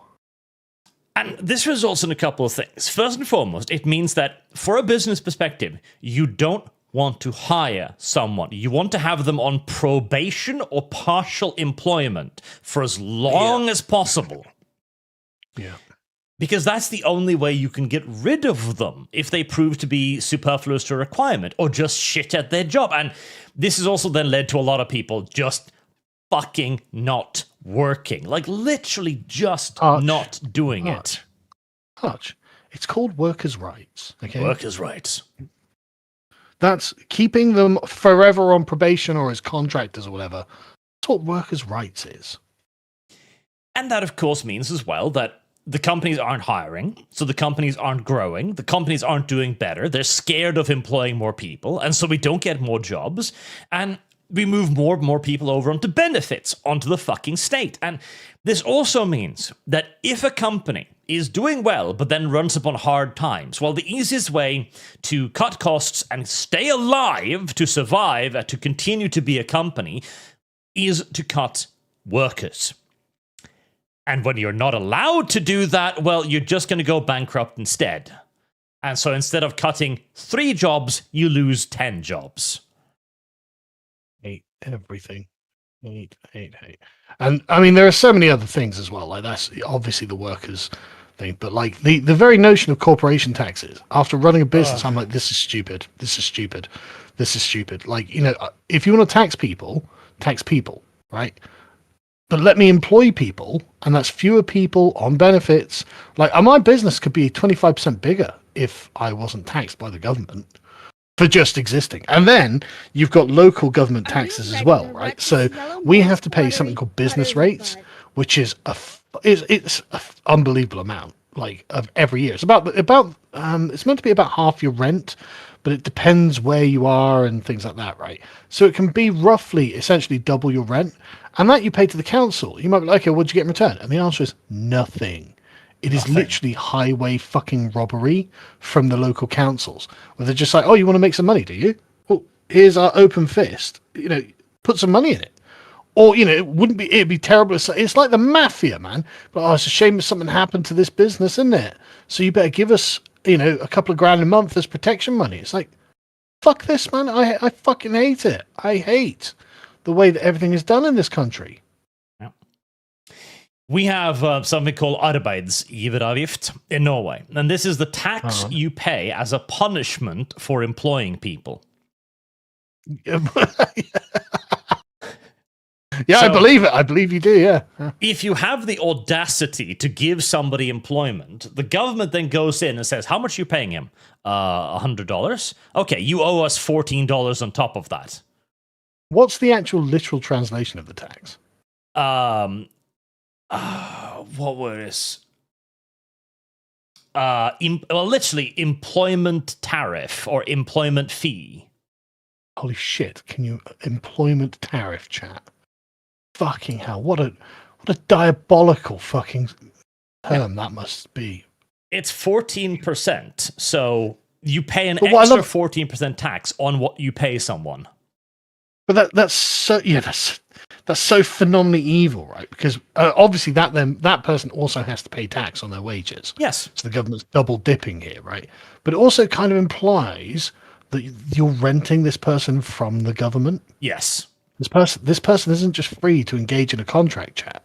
No. The government owns the person and allows you to rent them from the government by charging you this fee. Yes. Fucking hell. It's so evil. Like, literally, in Norway, the government owns everything. You are renting everything you own, because we, of course, have wealth tax too. So if you own a house, you're paying wealth tax. Your car, your house, your property, it's all being borrowed from the state. And the state will get it back at some point. Man, I'm not a libertarian, but there are some things that really get my sort of hackles up and make me wish I was. And every time the state does anything, it's like, oh. Yeah, and all of this is just the West working uphill with a heavier burden. And it's fucking incredible that we've managed to do what we have, fucking weighed down by all of this, but we've finally reached the point where we can't go uphill anymore. Yeah. And the chat, what do you think all of this money is for? It's to pay for benefits for immigrants. Yep. Somalian single mothers. And an enormous social health care system of just bloated, absurd proportions. Oh, don't forget boomer pensions as well. And the pensions, which... I had a meeting with my accountants the other day, because I was planning to maybe take over the family business, which means there's a lot of legal things there where the government needs to take a cut from the money, of course. Yeah, obviously. And she was like, hey, I see you're not putting aside any money into the voluntary pension fund, and I fucking went off at her for 5 fucking minutes on this. Like, I will never see that money. And even if I did put money into it, look at inflation. Yeah. What do you think that money's worth in 50 years' time, or whenever it is, 40 years' time, however long it is till you claim it? What do you think that's going to be worth, bitch? Yes. I can give it to the government and get 2% on it. 2%. And then, when I claim... What's the annual rate of inflation? Like 5%? Something like that? Like 4 or 5. Yeah. Fucking what's the point? And as the best kicker of them all, when I do, if I somehow manage to live long enough to claim my fucking pension, because the pension age in Norway is going to be 84 by the time it hits my fucking level, right? Oh, God, yeah. If I manage to live that long, I then need to pay an 11% tax on my pension.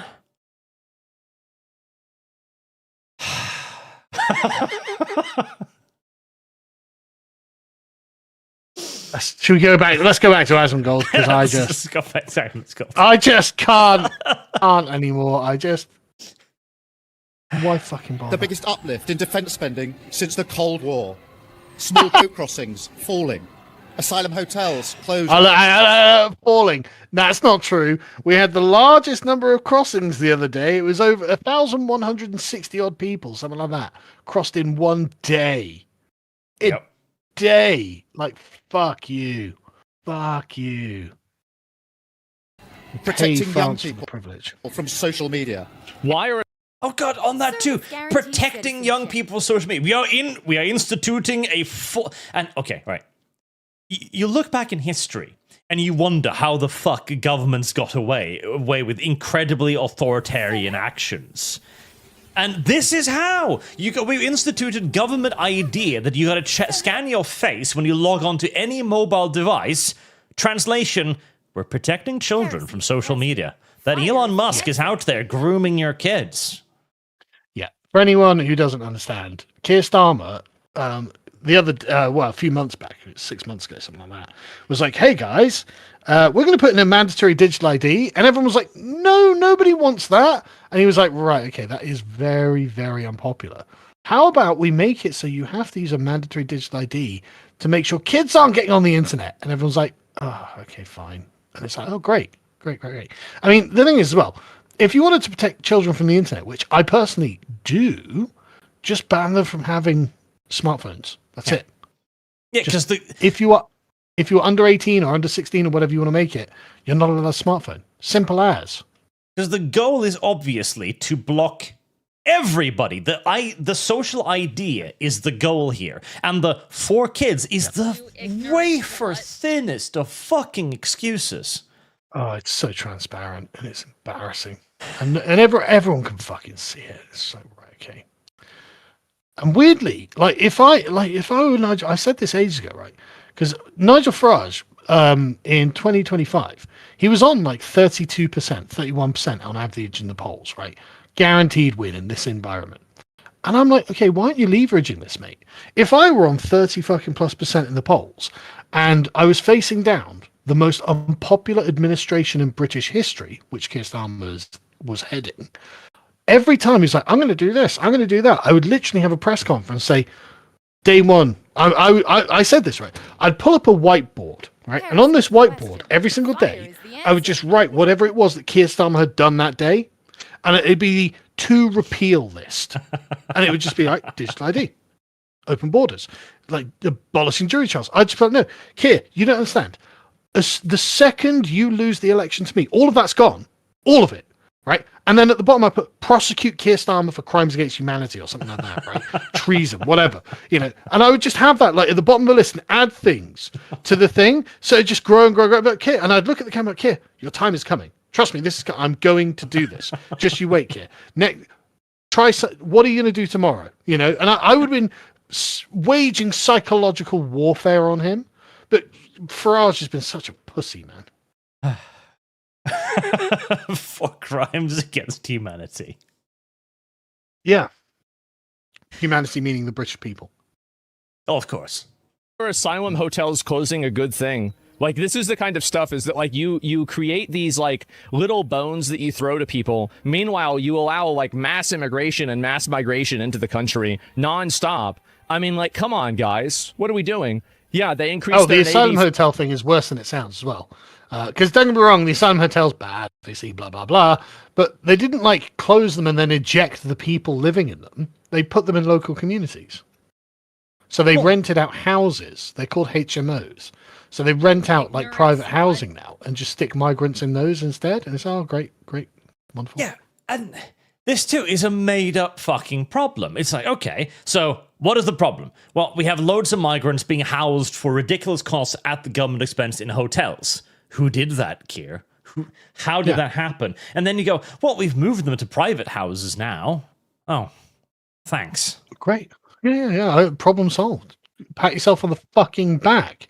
Just deport. Holy shit. Okay. 9 minutes is all we're going to manage. I need to get to the Superchats. We're out of time already. All right. Sorry, Asmongold. Sorry, Asmongold. We tried. We rallied heroically there at the end.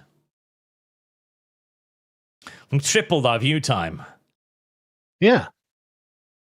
Asmongold, Asmon, you have to understand just the depth of our hatred for the government. You just got to understand, because we actually work all day, every fucking day. I mean, I can't. Well, what do I actually do that is not work? You know, like even at the moment, as we talk, I'm currently like painting a Warhammer thing. But even then, that's so I can record a video on my side channel to make some extra money. Like everything I fucking do is work.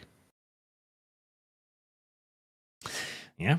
To pay the government some more taxes. Yeah, to pay for the fucking migrants. Valimir, the heat is about to hit my area this weekend, and I have a delivery of 3 M3 of firewood, 3x3, to receive and move to storage. Well, at least you can heat your house a little bit. Yeah, get some AC. I'm not even joking. It's worth it. It is worth it. Harry, the human subdued Aranka. Tomboys are the best girls. Just got to get used to a girl with the personality of a cat. Tomboys are girls with cat personality. Once you see it, you cannot unsee it. You're welcome for seeing this, gents. Yeah, I was always a tomboy appreciator. Archimedes, do not forget about the interest rates and how that is hurting farmers in Britain and America, plus regular people in both too. Yeah. Thanks. Everything everywhere is fucking awful government. Marksman, so a commie, a rabbi, and a Muslim, and a woman meet in front of headquarters. 3 don't come back. It sounds like a shitpost. Also, how does the commie manifesto sound fairly reasonable? It almost became the second come of Uncle Ted. White knuckles. Honestly, that Pornhub fucking thing is just remarkable. Absolutely remarkable. And if you'd made it up, you'd be banned for being an anti-Semite. And people would be like, no, you're just a bigot. You hate women and Jews. And Jews. Yeah. Because there's a rabbi that was shot by the woman outside of Pornhub. What? Exactly. Is this a thing? Yeah, the incel shooter went to Pornhub, and this rabbi just happened to be at Pornhub for whatever reason, and he surprised this woman cop by kind of like sneaking around beside her. She was looking the other way, noticed that someone was next to her. She was watching for the shooter, turned and shot the rabbi in the head and killed him. Okay. And then the incel ended up getting shot. I think he got shot anyway. But it's just like, okay, what the fuck is happening, man? This sounds like a 4chan post. Heresy's the question. Fire is the answer. Like, because she didn't mean to shoot the rabbi. But what was a rabbi doing at Pornhub? Blessing the fucking server room, I guess. Wait. Who knows? There's a lot of talk on the internet about why. Yeah. But without getting into needless speculation about anything, like again, if you'd made that up, people would be like, right, you're just a bigot then. It's like, no, that's literally what just happened, I'm afraid. Marksman, Are you unrelated. ready The to wreck this yellow Homopha mare's agenda buttery- continues. buttery butt? My fucking The chat what? yet again. You don't want to know. What's that? Okay, no, don't tell me. Men are the superior romantics. Also, there's a new short video Forever Winter put out about Mother Courage Unit. Can you watch it? Game has come a long way. Put this toward Forever Winter. About what? Forever Winter. It's a survival looty kind of game. Oh, right, okay. What It's sort of not bad. setting is it? Post-apocalyptic. I do like post-apocalypses. It is a pretty neat game. The only problem was they had this mechanic in the game where you had to collect water, and your water constantly ran out, even when you weren't logged off. And the devs was like, no, this will make the world feel like creepy and dangerous and stuff. Everybody Well, yeah, if you hated it. kill me when I'm logged off, it will feel dangerous, but that's because I'm not logged on. Yes. Everybody hated it. Everybody complained about it. The developers continued holding out for a few months. Like, no, we have a vision. And eventually they surrendered. I was like, So I'm going to side with the devs here. Are you now? Yeah, the people don't know what they want. The people do know what they want. They want to play their game leisurely instead of having it be its second form of fucking employment. No, I'm suddenly changing my position. I support the devs. I think the devs So should the have games we surrendered make earlier. are coming out, and they're like, no, if you just change this one rule, I'm just going to sit on top of my fucking throne of money and be like, ha ha ha, you have already paid for the game.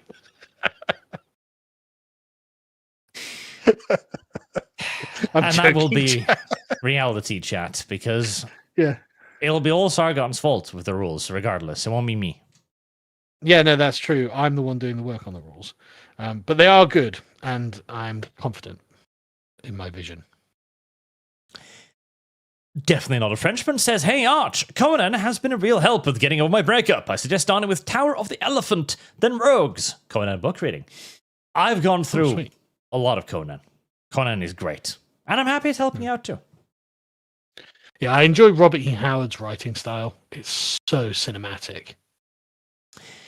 Jed Logan, I don't pay taxes as well, but Gavin Newsom and his wife are the highest paid people in the country, and he hasn't shared his loot with the old Dems. Yes, extract from him the wealth. Again, American Psycho fucking over there, not paying his taxes like a base Chad. Wish I could get away with that. I'm all If we need to pin politicians to the ground and extract money from them. yeah. I mean, sure. Possibly don't burning it disagree. in front of them. Just out of pure malice. I want them to know what it feels like.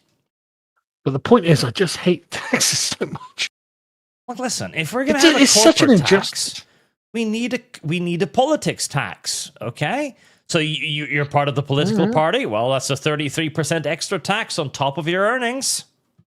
Yeah, are you an elected politician? Tax. Yes. Any income from a political party, separate tax on top of income tax. It is only fair. I mean, fuck. Good point. Literally, is it not fair? What does a corporation do? Okay, it earns money to get more money to the government, to people. Okay, what does a political party does? Extracts wealth in return for destruction, death, and ruination. Yeah, I mean, there's very few positives come out of a political party. That is true. Very few. Tax politician at double the rate of any other person. I have often thought that they shouldn't get any money at all. I mean, and people are like, but you'll only get people who are independently wealthy being politicians. Like, okay, and they probably won't want taxes. Right.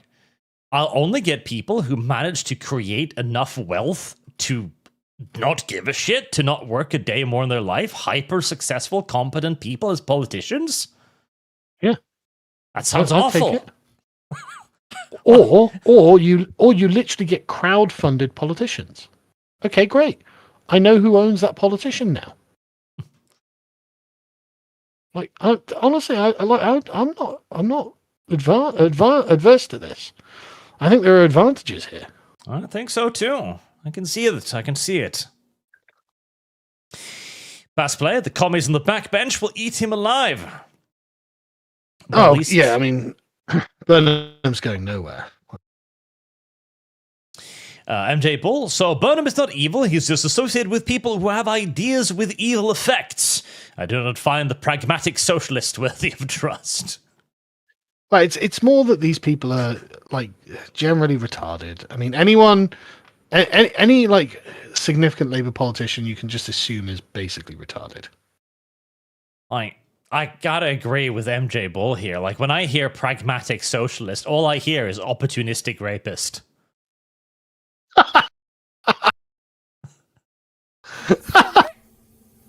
It literally boils down to, hey, can I get away with this? If yes... Opportunistic rapist is probably a fair description of basically every politician. Yes, it is. Why do we trust these people again? Why do we grant them rights? Oh, I don't know. Lincoln and the Poor Boys. I had the Empire IP playing while I was driving my brother somewhere. Now he keeps questioning about what kind of D&D groups I'm listening to. Yeah, that might not be a great idea. Blurger, the dragon's DPS is increasing over time, and each tank is less bulky than the last. The limit eventually comes. It's true. Yeah, that's true. It's totally The true. dragon levels up every time it kills one of them.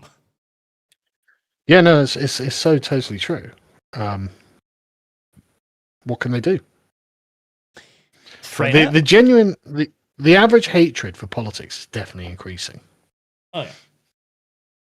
Freyner on Kick worked in a meat department here in the US. Had to even throw meat that was returned after being gone for less than a minute. Yeah. Oh my god. Now, to be fair, I get that because, you know, they could have put something in the meat, I guess. Yeah, but the thing is, if the package is unopened and stuff like that, you're just going to be like, okay, this is just retardation. Just retardation. Rodney, from afar, New Zealand, it's blatantly obvious your government is working against the native population. Additionally, reform seems to be establishment in a reformer skin suit. Yeah, you can see it in the way that the Daily Mail keeps coming out and attacking Restore. Yep. They put out an article today because, you know, Rupert Lowe said some boomer things on Patrick Bet-David's podcast, and obviously the sort of like online wignats are spurging out about it, and it's just like, oh my god, like literally within an hour, Daily Mail article. It's like, oh really? Is that how important we are now? Is it some online drama gets a Daily Mail article? It's because they recognise that Restore genuinely is the only party that's even having the discussion. Should we be a multicultural country or not? Reform have settled that. Yes. That's why we've got Zia Yusuf and Lalia Cunningham and Nadeem Zahawi. Yeah, they're totally in favour of multiculturalism. Restore are the only party that's even discussing the question. Yep. And the Daily Mail are just like, yeah, we've got to destroy it. It's like, how about fuck yourselves? Roland Compton, boomers are inherently untrustworthy. Everything boomers built must be torn down. I like a lot of the things the boomers have constructed, though. Like what? The internet? Well, I mean, what, Tim Berners-Lee? Close enough. How old is he? What, the internet is what, 27, 30 years? It's probably a bit older than that, but like popular internet. Let me look it up.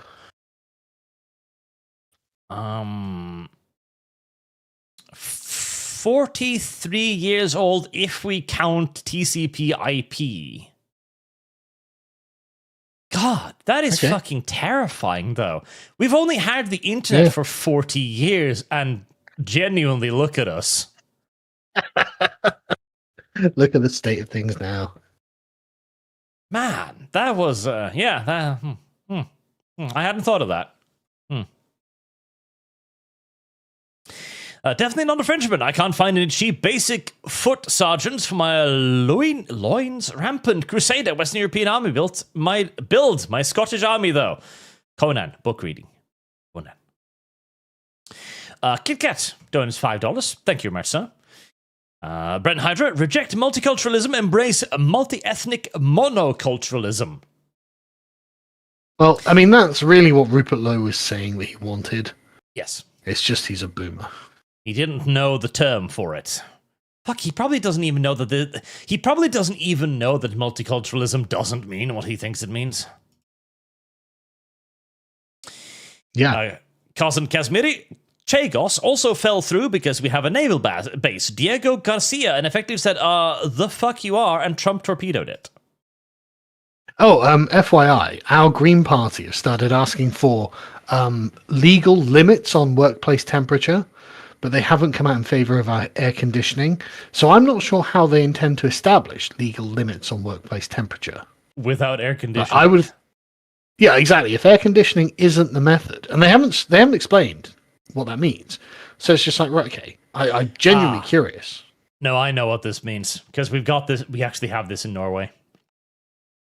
What this means is, if the temperature goes over a certain threshold, you're forced to send all of the employees home.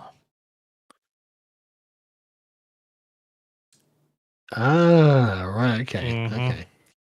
Anything anti-economic. Yes, Obviously. anything anti-activity, anti-productivity. Yeah. Because then, of course, you end up in situations where you're just like, okay, well, we have to close the entire business. Why? Well, it's fucking hot outside. It's the heckin' sun, yo. Hire the human substitutrenka. Keir, I don't care if you don't want to snuggle England's wife. I'll pay you till you say yes. Starmer, when will this end? Well, I guess now, maybe. Hopefully. We'll see. We'll take it all. Chagos Island, best property in Monopoly. By a fucking long shot, too. Sandal, 500 warp tokens. The UK could really use a modern "we want 8 and we want them now" campaign. 8? 8? Hate? We want 8. You know, I think a politician just named hatred would actually do pretty well. Like, what's your policy position? Hatred. What are you going to do when you get in power? Wipe them out. I don't know. What's your manifesto? Hatred. Destruction. The absolute ruination of the political class. What's your campaign promises? To blow up Westminster.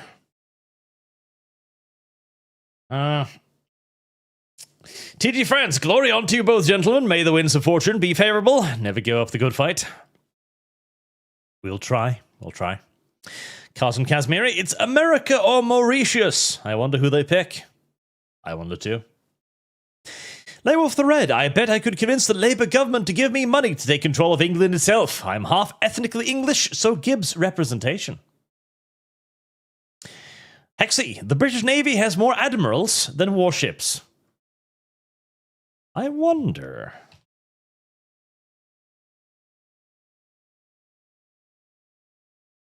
List of Royal Navy admirals. 29 active admirals. Okay. Oh yeah, we've probably got more admirals than ships. Oh, no. In not fact, quite. I was going to say, like, I made that as a flippant joke, but actually double check that because it might be true. So the Royal Navy has 62 commissioned ships. So we've got an admiral for every 2 ships. We've got an admiral.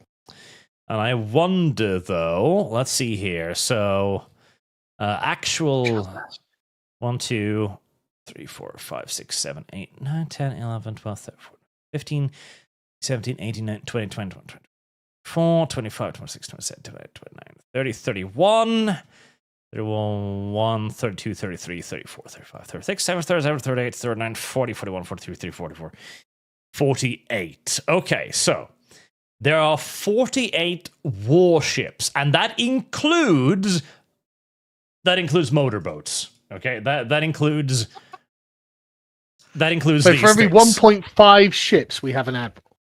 Yes, and the rest are then auxiliary vessels. In other words, not warships, but, you know, fleet tenders and stuff. Yeah. I'm just... Oh, God. We used to rule the world, you know. And if you exclude the motorboats, then you would have about 1 admiral per warship. We used to what rule the the world. fuck do those I swear to admirals God. do? We had an empire on which the sun never set. And I'm not making any of that up. We used to. I mean, have you seen the pictures of the fleet outside of Portsmouth in World War One, or is it Southampton in World War It's One? incredible. Like it stretches to the horizon and beyond.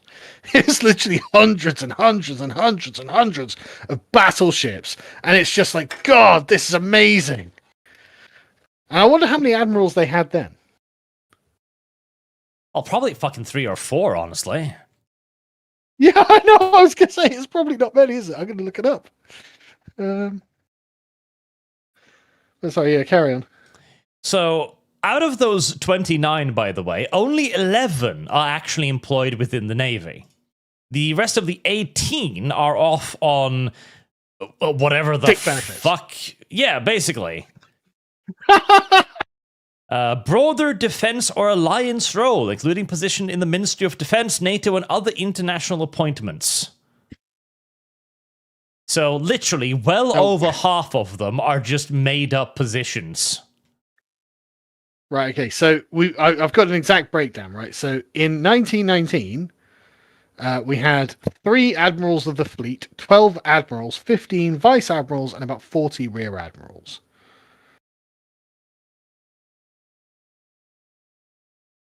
And that was with a significantly larger navy. With the largest navy in the world at the time, in all of history at the time. Like, a navy so fucking fearsome. Like, now right, you've so got that was, more than ships. Yeah, we had 1,354 battleships or warships, ships that did War things. sorry, 1,000 major warships we had. So, I mean, we literally had one admiral for every 14 major warships. I don't even think we've got 14 major warships anymore. No, I think you do. Hold on. You've almost got 14 major warships. I mean, by major, we mean destroyers, basically. But destroyers are majors. Destroyers, cruisers, battleships, battle cruisers. Well, you don't have battle cruisers no more. Well, no, but that's what we had then. No. Obviously, we didn't have aircraft carriers then. I was massively over-optimistic. You have 13 major warships. See? God, I swear to God, I hate being in the old folks' home of nations.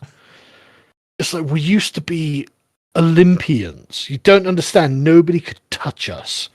Like, who's so far ahead? How has it happened? Fuck.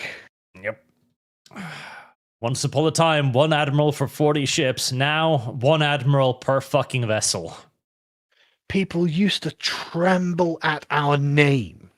Like, if you were like, oh, I'm going to defy the British government. It's like, oh, wait, by the way, a fleet's coming your way. Oh, shit. I mean, imagine being Zanzibar and being like, no, we're not abolishing slavery. And it's like, no, you are going to abolish slavery. Trust us. We're literally going to just make you. Shortest war on record. For anyone who doesn't know, it's because we just started shelling the Royal Palace. And after 45 minutes, they were like, okay, we surrender. No more. God, I hate my country. No, I don't hate my country, obviously, but I hate the state my country's in. I hate the state that we allow it to be in. It's fucking unacceptable. Freyna, Greenland land grab by Trump only happened because of Keir. Homeworld. Did it? I don't know. I thought Trump was just well up for annexing Greenland just for fun. Yeah, I thought that was just Trump having a moment. Yeah, I honestly think that just comes from Trump looking at the map and being like, I want to paint some of this in red, so that, in the future, they'll say, well, that was when Trump's land acquisition or whatever, like the Louisiana Purchase or the Alaska Purchase and stuff like that. Mm-hmm. I genuinely think that's what was behind it. And I genuinely think he just looked at a flat map and was like, wow, Greenland's massive. Why don't we get that? And it's like, well, one, you don't really need it. And two, it's not nearly as big as it looks on that map because of the projection that they're using. Yep. Anthony, you can't tell me what to do. I shall never hit the like button. Well, you can give me money instead. I mean, I appreciate that too. Anthony, obviously we can't tell you what to do, but please hit that like button. But unironically, okay, so we started at 228 likes, right, with about 1,400 people watching. Once I started getting you to like the stream chat, we rose by 400 concurrents. Just to be clear as well, those 200 original people hold special place in our heart. Yes, they're the loyal few, the honorable ones. The heroic band brothers. So yeah, no, likes are fucking important, and I need to whip you more with that. Like, okay, because over all the years I've done YouTube, I've never cared about likes. Because back in the day, likes didn't really have an effect on anything. No, didn't change anything that much. Yeah, it was just one of the many metrics. Today, like, it is a direct proportion. Likes on videos and streams have observable positive benefits. Well, I'm going to try that next time I do a stream. Yeah, so flogging likes, very, very good. Please, chat, like my videos. I beg you. Please. Megwild11, watching via GreyJ. Can like only in hated YouTube app. Well, suffer. Suffer for me. McCall11, YouTube added the hype button is not available here. No, okay, so the hype system. The hype system is Someone basically... explain it to me. It's super likes. Okay, but what's the condition on which they can be used? At the moment, I think they're American only, for American channels, and I think it's mobile only. Right. Because I know some Americans have it, but not everyone, I think, either. The thing is, I actually like the idea that you could have like if your channel is below 1,000 subscribers, then then you get this like super likability. So if someone watches your video and they're like, oh, he's a small channel, but this was a great video, I'm going to super like it. So it you get one super like a day or something, right? So each user gets one super like a day, and if the channel makes a really good video, they watch this video, oh, that was a brilliant video. This guy's only got 1,000 subscribers, and obviously the super like gets the video more promoted, so it gets more exposure, so you can get more subscribers, so you can get your channel off the ground. Find an audience, right? That's a great idea. And if that's how it works, brilliant. I don't know how it works. Yeah, so at the moment, it's available in a certain number of countries, which do not include England or Norway, for that matter. Great. Brilliant. But it's not in the United Kingdom, Spain, a few more. Yeah. I don't know why. Maybe they're rolling it out. Who the fuck knows? But the basic it's probably just beta testing it. Yeah, because it's actually a good idea where you have 3 hypes per week, which are regenerated on a per week basis. And you can give these to streams or videos, and they're super likes. So they basically matter way, way more than a regular like. And I've seen people get loads of the hype thingies and have their videos explode. So it's definitely connected to the algorithm. Yeah, so it just weights the algorithm in favor of this video. Great idea, to be honest. Because then when you put out a great video and your audience is like, no, that was really good effort video, thank you, I want to hype it. Great idea. I think that's a brilliant idea. Yep, it's a good idea. I just hope I get it at some point, because I saw... Yeah. Lord, I've seen what you've done for others, so I'd like some of that for me. Well, I mean, I don't even want it necessarily for myself. I like the idea, and there are channels I'd like to use it on. Just, folks, go subscribe to The Oldest Stories on YouTube. This guy, he happens to be a viewer of Load Seekers, which is great, but he also makes incredible, like the best, most detailed content breakdowns of Assyrian history and ancient Bronze Age Near Eastern history that I've ever seen in my life. They're just so good. But because his presentation style is very basic, the common sort of perspective in the algorithm is very, his algorithmic pull is very weak. But it's such a shame because his content is so good. The actual detail he goes into, he's does insanely autistic research and then just presents it in very basic fashion, as I do, and I got lucky and he hasn't got lucky yet. And so I really want to promote the guy because I love his videos, love his videos. every time a new one comes out, I'm like, brilliant, and I just listen to it in bed when I'm going to sleep. Carson Kazmiri, you want an insight for American politics? Look up the super delegate system in the DNC. John Kuriaku talks about it on the Theo Wan's podcast. DNC. I've never watched Theo Von's podcast. I don't know whether I like him or not. Me Like, either. I've heard the name, but I've heard of him. I mean, I'm sure he's a nice enough guy, and everything, Citizenship. but I've never seen anything from him ever. MJ Bull, US political parties are legally barred from gatekeeping. The GOP lost a court case to prevent David Duke from running in a GOP primary in the 90s. Ah, there we go. Well, our parties are completely the opposite way. Ram Why doesn't Pendragon- Nick Fuentes... Hang on. Why doesn't Nick Fuentes join the GOP and lead a jihad against it then? No, I'm not joking. Why doesn't he do that? Effort? I mean, might Ram be a lot of Pendragon. effort. Arch, please, particularly. Not particularly. No, particularly. Particularly. What? Particularly. Very important. Particularly. Yeah, no, let's just go to the one from MacLeod, shall we? McLeod? Oh, well done. I will simply adapt whatever is the opposite of what you're saying at this point. It's natural. I don't even choose to do it anymore. It just happens. But yes, let's go for MacLeod. B Prince, you saying Elon doesn't actually have $1 trillion in cash? That's true. He doesn't. Yeah. And the people who think that he does are retarded. Where's McLeod? Has he stopped by today? I haven't seen him. I hope MacLeod's all right. Contingency plan. Unfortunately, that's the whole point. The purpose of the farm inheritance tax is to destroy Britain's farming industry and ensure its reliance on international trade. Correct. Yeah. I mean, Keir Starmer, quite early into being Prime Minister, had a meeting with BlackRock, and he published it on Twitter. And he's like, I'm so happy to be here with BlackRock. It's like, yeah, they're buying the farms, aren't they? They're buying the fucking farms. Fuck's sake. Yeah. Fuck's sake, man.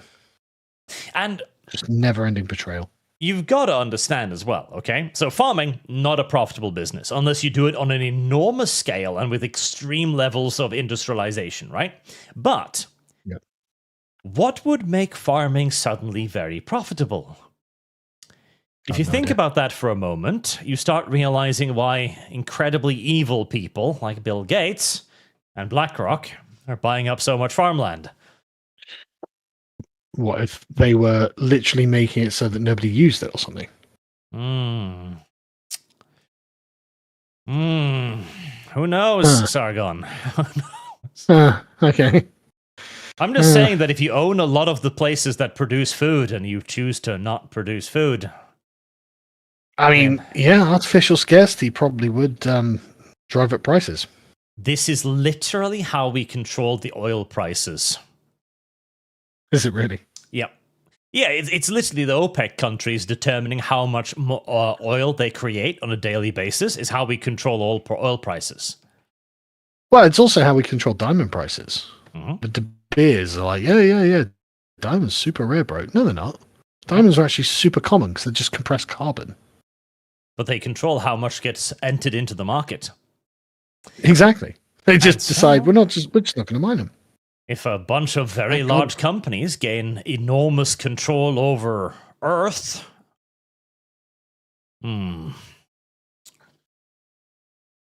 Super Koji, rise up, fellow vegetables. We shall seize the arch and bend him to our will. What? Yeah, Let's put Urashimi Otoro? vegetables. They want to destroy the country's self-sufficiency? Yes. Because this also goes hands in hands with the politicians, by the way, because the politicians want global trade. They want to be dependent upon everybody else. Yeah. Well, the thing is, right, you've got to remember, like, Westerners are not good slaves. They never have been good slaves. And at every opportunity, our politicians have been very happy to exchange us for anyone else, anywhere else in the world, because they tend to just be better slaves. And it's literally that fucking simple. Freynoff, fair point. Trump wants to own it because it's Trump. Pachagos Islands was making him worried about the base in Greenland. And to be fair, Chagos is actually far more strategically important because that would be a fantastic place to intercede Chinese trade from Africa. Yeah, and it actually has an American military base on it. So, not only is it strategically placed, there's already an investment in it. Soloxon Doppelganger, you should leave your country if you're disassociating from it, Sargon. Go to Poland, somewhere else that won't jail you for wrong think. I'm never going to leave my country. Not without a court order. Well, I mean, they can't court order me out of the country. Not yet. Alex Anderson, I knew this video was going to be rant-provoking when I sent it to you, but I didn't expect this much ranting. And like the stream, you bigots. That's true. Like the stream, you bigots. So John, Arch is being too critical. It's a great B movie. The prostitute scene is way out of place and should have been cut. The migrant family got what they deserved. Yeah. The problem with Citizen Vigilante is that it's a story told like kind of back to front and front to back at the same time, where scenes just intersect that have nothing to do with one another. Really? Yeah, there's a random scene in a brothel that has no purpose at all in the story, and it's clearly just because Uwe Boll was like, I want to go to a whorehouse today.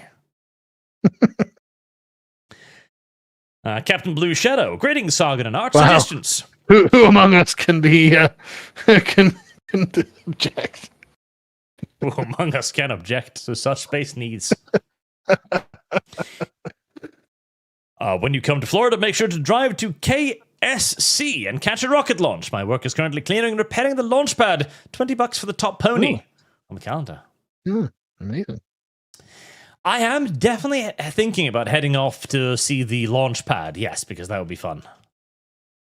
I'm sure it'd be incredible. Kazan Kazmiri. I mean, yeah, like seeing a fucking spaceport. It's got to be, right? Yeah. Ban complaints on the weather for accelerationism.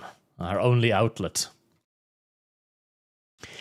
Ex-Graver, and with all the love we're sending to these traitors, none of them will ever be punished for the good they did and do. Just a big bag of money. Disgusting. I need a gin tonic now. Oh, God. Zedoxum Doppelganger, refuse to pay the farm inheritance tax. Dig in and fight to the death. So, just a quick thing. Arch, are you aware that, like, 4 days ago, something like that, in Edinburgh, a white man went around stabbing Muslims, saying, if no one's going to do anything about them, I'll do it myself, or something like that? I did see that, yes. But are you aware of who that guy is, what his name is, who his victims were? Nope. No further information. Yeah, why not? No info on the victims. Nobody seems to have died. No further footage has emerged. And it's not being talked about. Well, pundits online were throwing it about for a couple of days, but nobody else. It's really weird. Keir Starmer made one statement, and that was it. And it's like, sorry, isn't this... Like, after Southport, like, you went fucking bananas. But you've made one statement here, and none of the victims have come forward. They're not constantly being... Like, you'd think the BBC would be doing interviews with the survivors going, oh, it was so terrible because a white man did something instead of a brown man, you know? Like, you'd think they'd be constantly, yeah, and the white population are just so prone to, oh, they're so evil, aren't they? But nothing. Absolutely fucking nothing. It's so weird how this got memory hold. It's like, what the fuck is happening? And so there are loads of people online who think it's a conspiracy theory. They think it was a psyop. And it's like, well, I mean, why isn't it being talked about? Very weird. It arrived, had like a 5-minute flashpoint, disappeared, and we have no more information. Yeah, like why isn't he being his face? Do you even know what he looks like? No, because another weird thing is the video always censors his face somehow. Yeah, isn't that weird? Like every other time, like you know what Anders Breivik looks like, you know what the fucking Christchurch shooter looked like, but weirdly you don't know who this guy is. You don't know what he looks like, even though he had exactly the same motives. That's really weird, isn't it? Like really fucking strange. Honestly, I can't stop thinking about it. It's got a little bit of a feel of a poorly cooked out, flagging operation that they just weren't ready for. Yeah. Well, it's just weird that like nobody gave a shit, and it's like, okay, weird, bizarre. Because normally this is the sort of thing that they'd be like, oh shit, what if this spawns copycat stabbers and killers, and what if this is the white working class rising up, which is honestly a fair concern from their point of view. So why are they not bothered about this one? Yes, it seems like everything they'd feared, and yet... Yeah, exactly. It's exactly what they're afraid of, and nobody cares. It's like, oh, okay.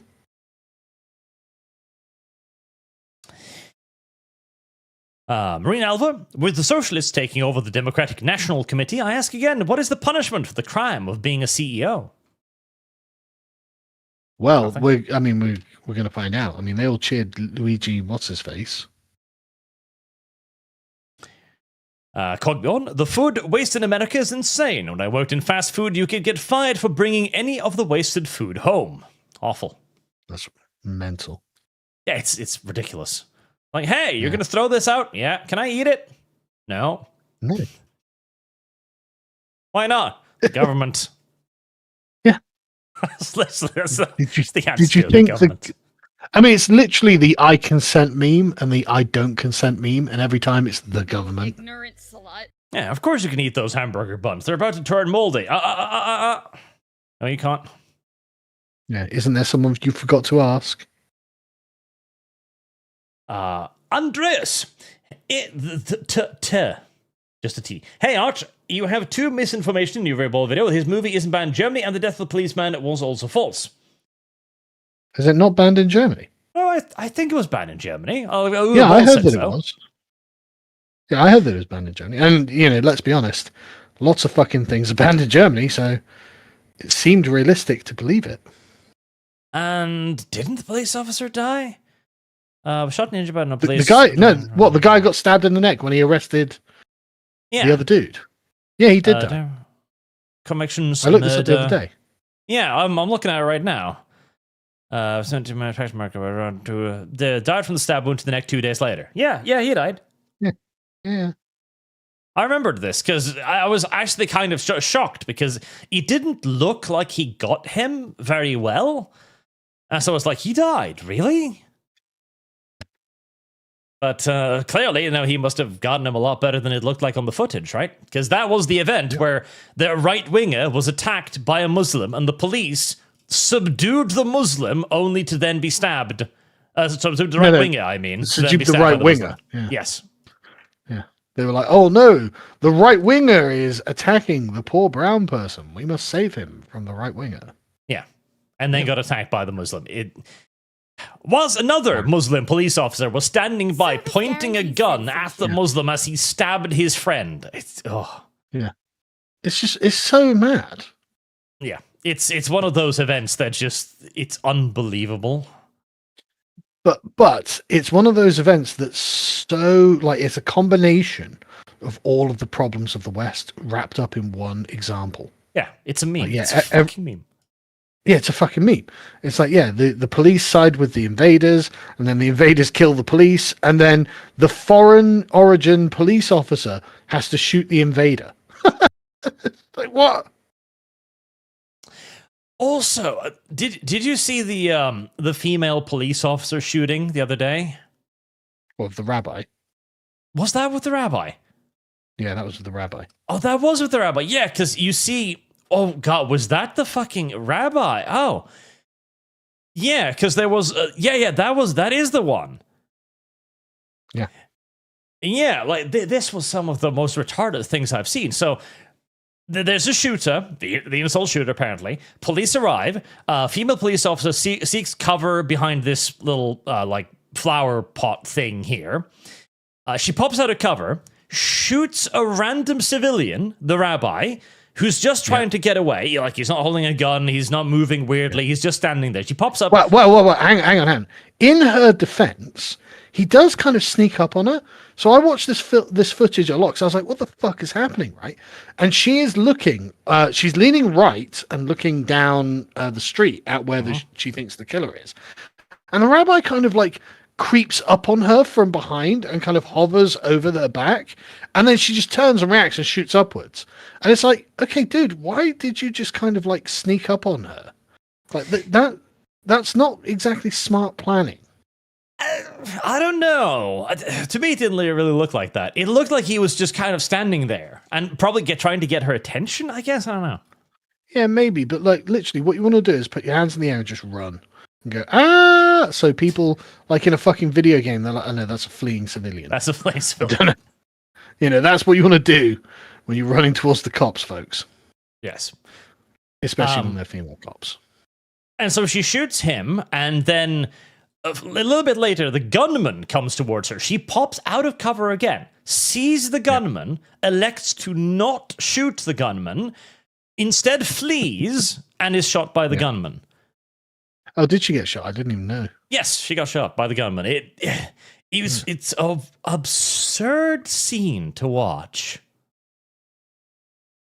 And the thing about that as well is that the gunman wasn't just like some right-wing incel chud. It was like a weird fusion of left and right-wing ideology. Yeah. It's like, okay. Like, okay, what the fuck is happening, man? I think people just need to stop. I mean, people are just baked, man. They're totally overcooked. And modern life is just destroying minds. Nothing makes sense. Nobody can make sense of it. Yeah. Like, honestly, all I could think when I was watching it was, like, suddenly that weird panic reaction in XCOM where your dumbass soldiers just stop taking orders and flee. It's like, oh, that does happen. Yeah, exactly. That's exactly what it looked like, actually. And, like, her reaction was she just starts randomly shooting, basically. Yeah. You know, it's like, you know, panic. Your ex-soldier has panicked. You start shooting random people around you. Like, if you're in a terror mission, they'll just shoot civilians and stuff. It's like, that's what happened. Yeah. It was really weird. Mad. Because I've always cursed the hell out of that. Like, that's not how that would work. Well, fuck, I stand corrected. Oh, it's totally how it fucking works. Extrava, we will be here all night long with this stream. Working on it. Cousin Kazmiri, my old man is damn near 70 and he likes Asmongold. Based. Yeah, that's great. Remember, chat, click like. We want to get maximum likes on this. Nice or good. Subject Noble, the new PM looks like he enjoys the Sneeko chair. What's the Sneeko chair? The cuck chair, I assume. I think Andy Burnham did get cucked by his wife, actually. I'm pretty sure she was on some celebrity dating thing when he was married to her or when he was dating her. I don't know whether that's true or not. I saw a meme that suggested it, so I haven't double checked it. But I don't know. He doesn't seem like a terrible chap to me, but like he just obviously isn't going to solve any of the problems. And so it's just someone keeping the chair warm until the collapse of civilization. Keeping the chair warm. A fitting term, considering.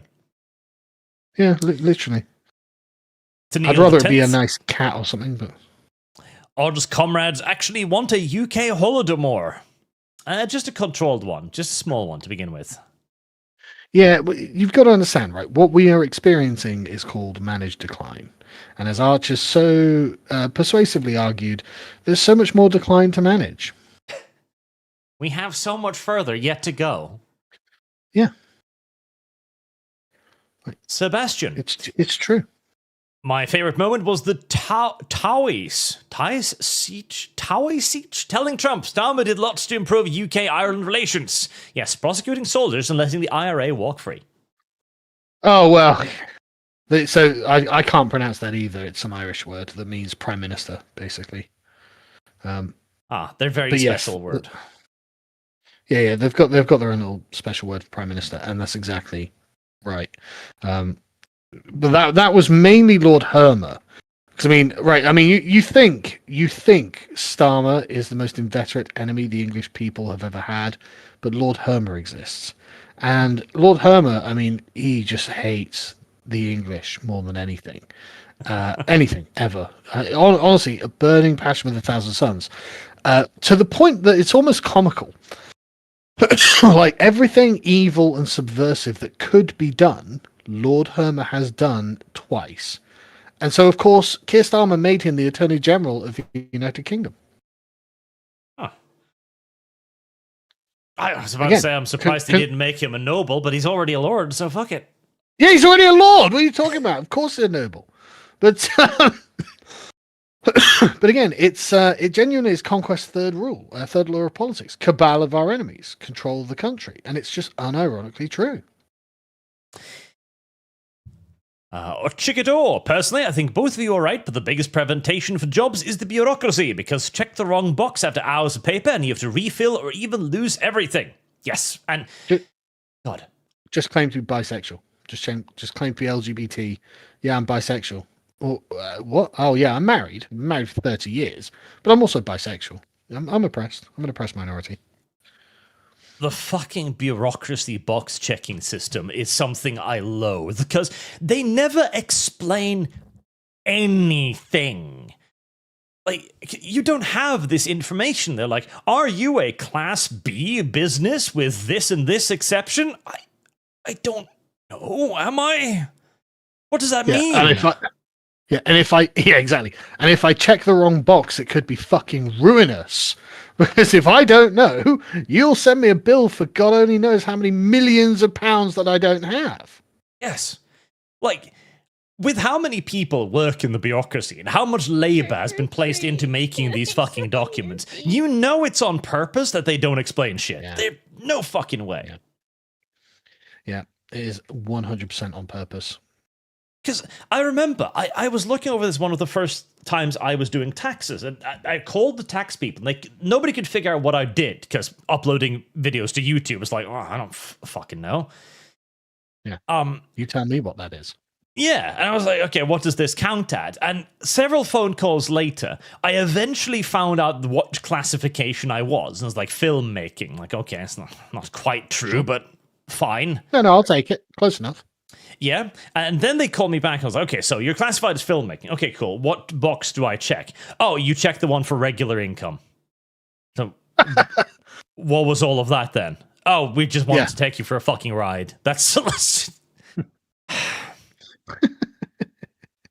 It literally was just to waste some time and make me check another box on a fucking document for no effect whatsoever. Well, got to check those boxes, Arch. Walking corpse, look upon my works, ye mighty, and tremble. Yeah. Ah, there's MacLeod. Literally sounds like the mid-century Germans on getting approval to get rid of someone. The Vampire Economy is a hell of a book to read. It is. And I had people going, oh, he was a communist Jew. Why did you read that? It's like, yeah, but it was still informative, mate. It was still an informative book. Like, he wasn't sympathetic to the Nazis. If you can make a communist and anti-capitalist be like, bloody hell, these guys are treating the businesses a bit harsh, then obviously there must have been something wrong there. Wish this guy had steady on the billionaires. Mr. Rich Low Pitch, I'm starting to understand why companies aren't jumping at the bit to set up shops in Norway. Dear God, I don't envy businessmen over there. I don't envy myself either. Well, they're not jumping at the bit to set up shops anywhere. I mean, in like various areas of like California and Detroit and whatnot, they just shut down and don't bother. And they're like, we got a food desert. It's like, well, yeah, you keep stealing all the fucking food. Yeah, who did this to you? God. Again, weirdly, I'm not terribly sympathetic. Madara, hello, Sargon. Sorry, just quick thing. When California was like, basically, crimes of theft under, what was it, $900 or something, we're just not going to prosecute. It's just like, okay, that's just you literally giving thieves the green light. Yes. That is wild. Like, how could you can't say that in public, surely. I'm like, well, no, it's the law now because we've just made it the law. Yeah. It's like, fuck, man. It is legalized theft, and there's no other way around it. Yeah, I just don't see how else you could see it. I mean, other than being social justice, obviously. Madara, hello, Arch and Sargon. Will your setting have any cool monster factions for people like me who enjoy Tyranids and demons? We've Wow. kind of wanted to not do the Gribblies, at least not to begin with, but we do have monsters. Yeah, things. I don't want to. I don't want to. For the first one, basically, I don't want to reveal too much. But there's a lot planned that will come as we expand on the setting. But initially, it's going to be humans, because essentially the world is complex, right? It is a complex world, and there's a lot going on, and there'll be a lot to understand that you'll need to understand fairly quickly, and we want to make sure that's easily done. So I don't want to overburden things up front. Yes. Plus, it is a massive trope that enemies in video games basically come in 3 fucking sizes: the undead, demons, or bugs. Yeah.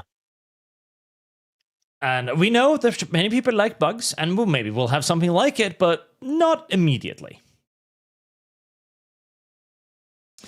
Frog Jupiter, did you know that slaughterhouse regs could contribute up to 50% of the beef prices in Texas? Trump managed to slash the regulations, allowing ranchers to, 1 out of 2, skip their cattle directly to grocery stores, 2 out of 2. How wonderful. I didn't know about that. Weirdly, that actual positive news story didn't get a lot of airtime. But I bet the people in fucking Texas are thrilled. MacLeod, in the US, Roth IRAs exist where you pay tax up front and are able to invest in index funds when you retire and withdraw. 0 tax, 5.8% return. McLeod, I got him to pronounce your name correctly earlier. I don't know whether you were here for it. Oh. Only because But if you you called go- him MacLeod. Yeah, if you go back through the stream, you'll be able to clip Arch actually saying your name correctly. Just FYI. Listen, you start calling him MacLeod, I'll start calling him McLeod. And there's no Okay. U in his fucking name! I didn't say there was. I didn't say I endorsed Gaelic. Stephen Knizek, Hitler is literally looking up at the rest of us, seeing all the evil ways government treats us in 2026, and he's just asking himself why he never thought of that. Why am I the bad guy? Why am I the villain of the story? Mullet on Streamlabs, hate monger from Planet Haven for UK Prime Minister. Yeah, when's the next episode of Space King coming out? Do not know. Don't know. I'm waiting for it. Frog Jupiter, Dutch passed the unrealized capital gains tax. Ah, that's brilliant. So unrealized capital gains is, of course, one of the best taxes ever, because that's the government looking at you and going, I think you're going to earn this much, therefore you owe me this much. Yeah. And if it turns out that the government was wrong, heaven forbid, yeah, they're not giving you that money back. It's kind of crazy, where it's like you have a thing that has accidentally accrued in value, so we want that money, and it's like, but I haven't sold it. It's like, yeah, we know, but I don't have the money. It's like, yeah, we know. That's why we called it unrealized gains. And it's like, yeah, but I didn't sell it because it might go down tomorrow. It's like, yeah, we know. We don't care. It's like, fucking what? Yeah. So you're completely at the whims of both the market and the government. It's like, man, it's like the system is designed literally to be evil. Oh, yeah.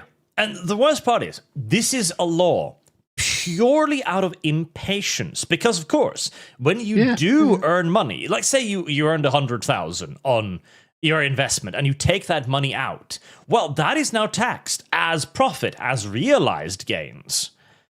Yeah. It's not like you're not taxed on that bit. Don't be fucking stupid. And it's like, okay, fine, I earned extra money. You want to cut, as always, you fucking mafiosos. Yeah. But to take that cut before I have actually made it... And not just before either. On the assumption that I was going to do that, it forces me now to do that. Even if that is actually not actually a good idea, and actually it's ruinous. It might be ruinous for me to do it. You don't know, you don't care, you're just going to force me. Yeah. It's like, right, okay, so, they're like, oh, I hate capitalism, bro. It's like, where is that? Where can I go for capitalism? Like, where do I get a free market where the government isn't just tyrannizing me constantly? Yep. And this is The thing is, just I don't pure- even have capital to gain out of. It's purely anti-capital, anti-investment, okay? Because this is a way for poor people to go, well, I'm not going to entrust the government to take care of my pension. I'm going to put it in nice hedge funds. And these things, they go up like every fucking year pretty much. Even during COVID, they go up. And the government doesn't want you to do that because that's how rich people get their money. You're not supposed to get money out of that. You're a pleb. Stay out of our system. Pleb. So fucking evil, man. Matt Fleming, of course you have to work all the time, Carl. Government needs your money to pay for the invasion of your own country to replace you. It's not even a joke. It's not even a joke, no. Tanushi, the Pornhub HQ case is too ridiculous, chaotic to believe, and it fits just so unfathomably many conspiratorial poll memes.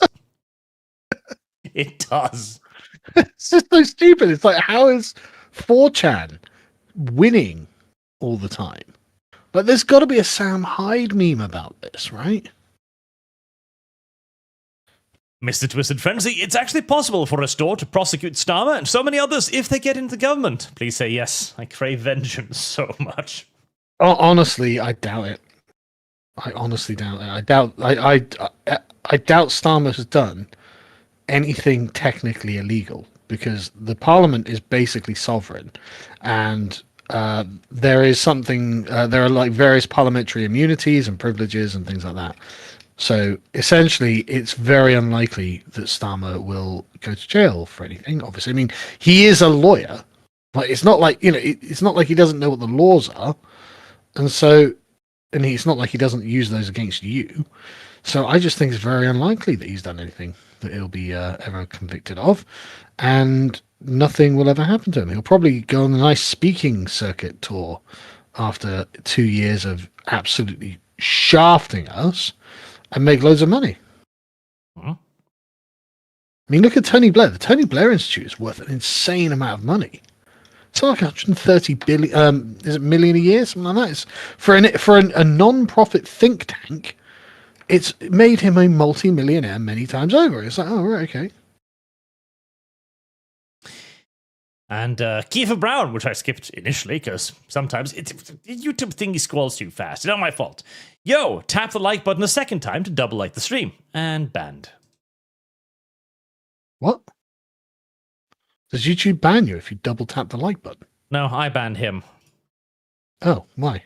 Because if you hit the like button again, you unlike. Oh, good point. Yeah. Therefore, he is now banned. Forever. So just to be clear, I never like videos. I very rarely leave comments. It's not there's anything wrong with the videos either. Because you're lazy. You're the problem, Yeah. Sargon. I literally am. I'm one of the because if you look at a video, right, if you get 100,000 views, you can expect 10,000 likes, and I'm one of the 90%, and you get like 4,000 or 5,000 comments. So I'm literally one of the 90% that just don't do any interaction with YouTube videos. You're an active detriment to everyone you watch. Bad. Yeah, I'm literally the dead weight on their channel. But they got a view, and I pay for premium, whatever they call it. So I know that something has been contributed, even though it's not going to be very much. Premium is great. It's true.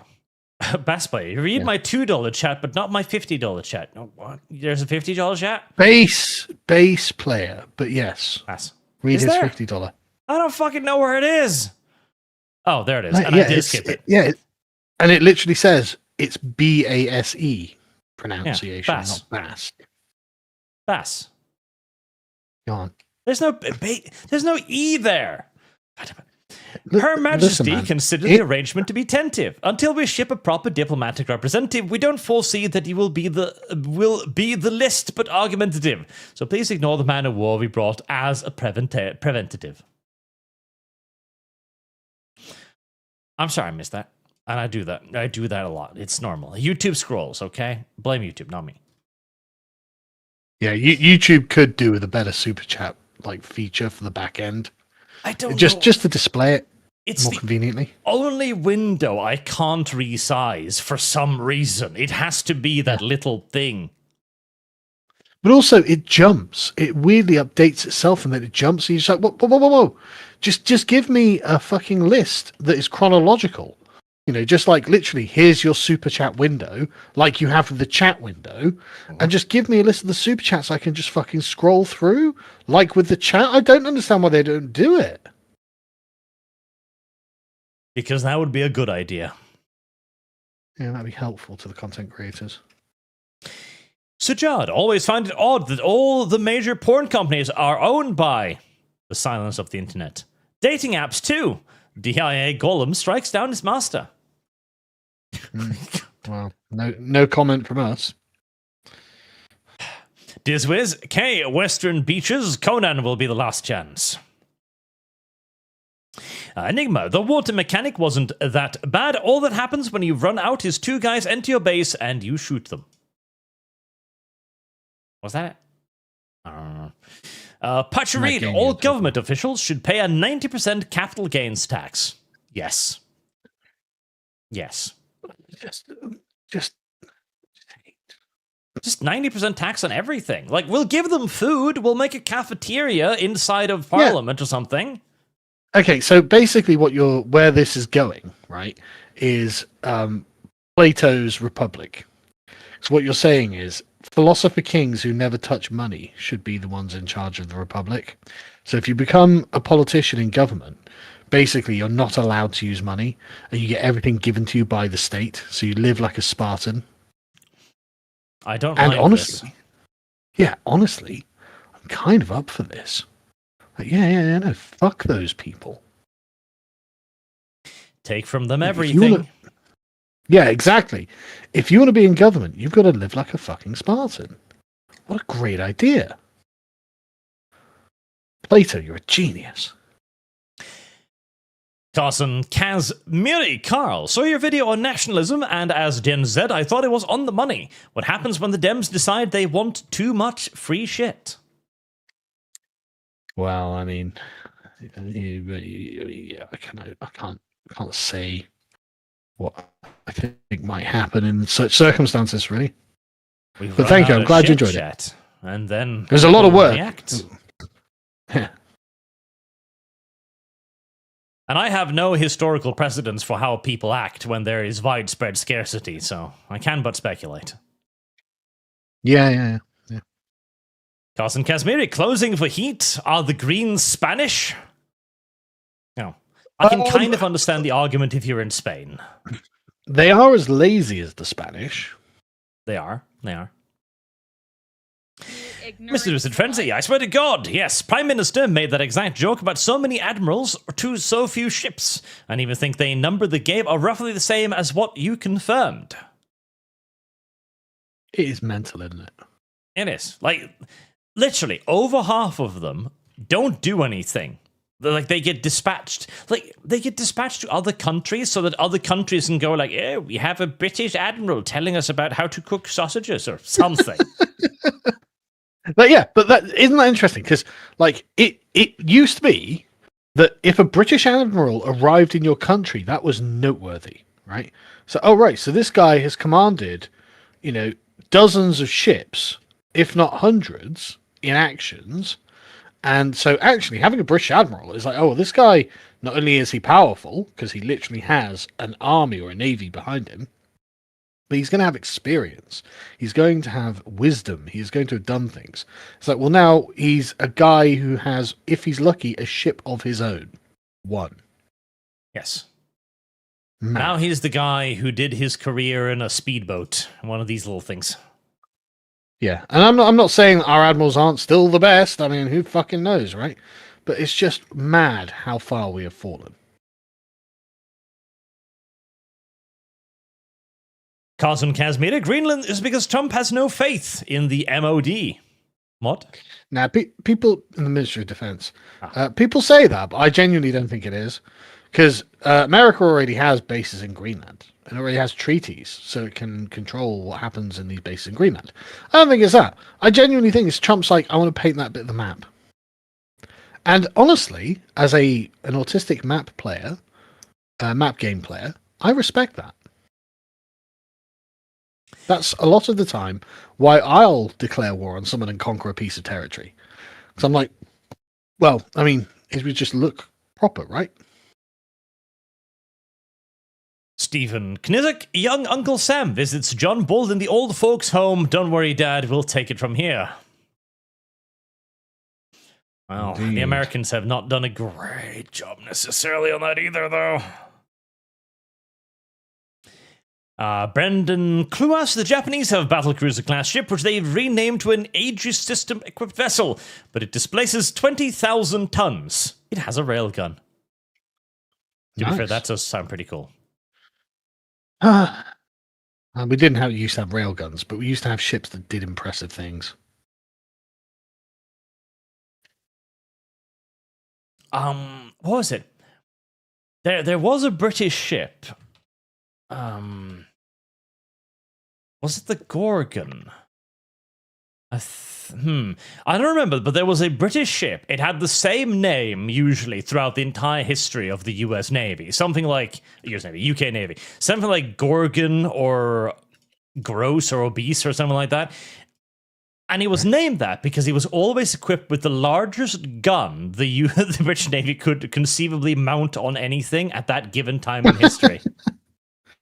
God, those are the days. I love the fucking names of our ships as well.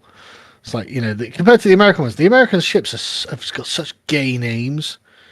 Like, was it USS fucking Philadelphia or something? So no, HMS Indomitable, Invincible, Unconquerable, all that sort of... No, yeah, fucking give it them. Best names ever. Violet Deathray. Greenland is extremely important for the US missile defense, northern trade routes, and has oil. So, America. Yeah, but you've already got it secured. You've literally already got it secured. You just want to paint the map, and I respect that.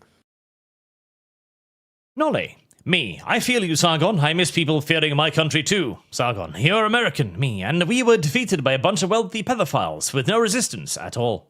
It's true. Point, to be honest. Yeah. And a bunch of poor pedophiles too in Afghanistan. Yeah. And now religious pedophiles in Iran. Could pedophilia be the No, not going there. No.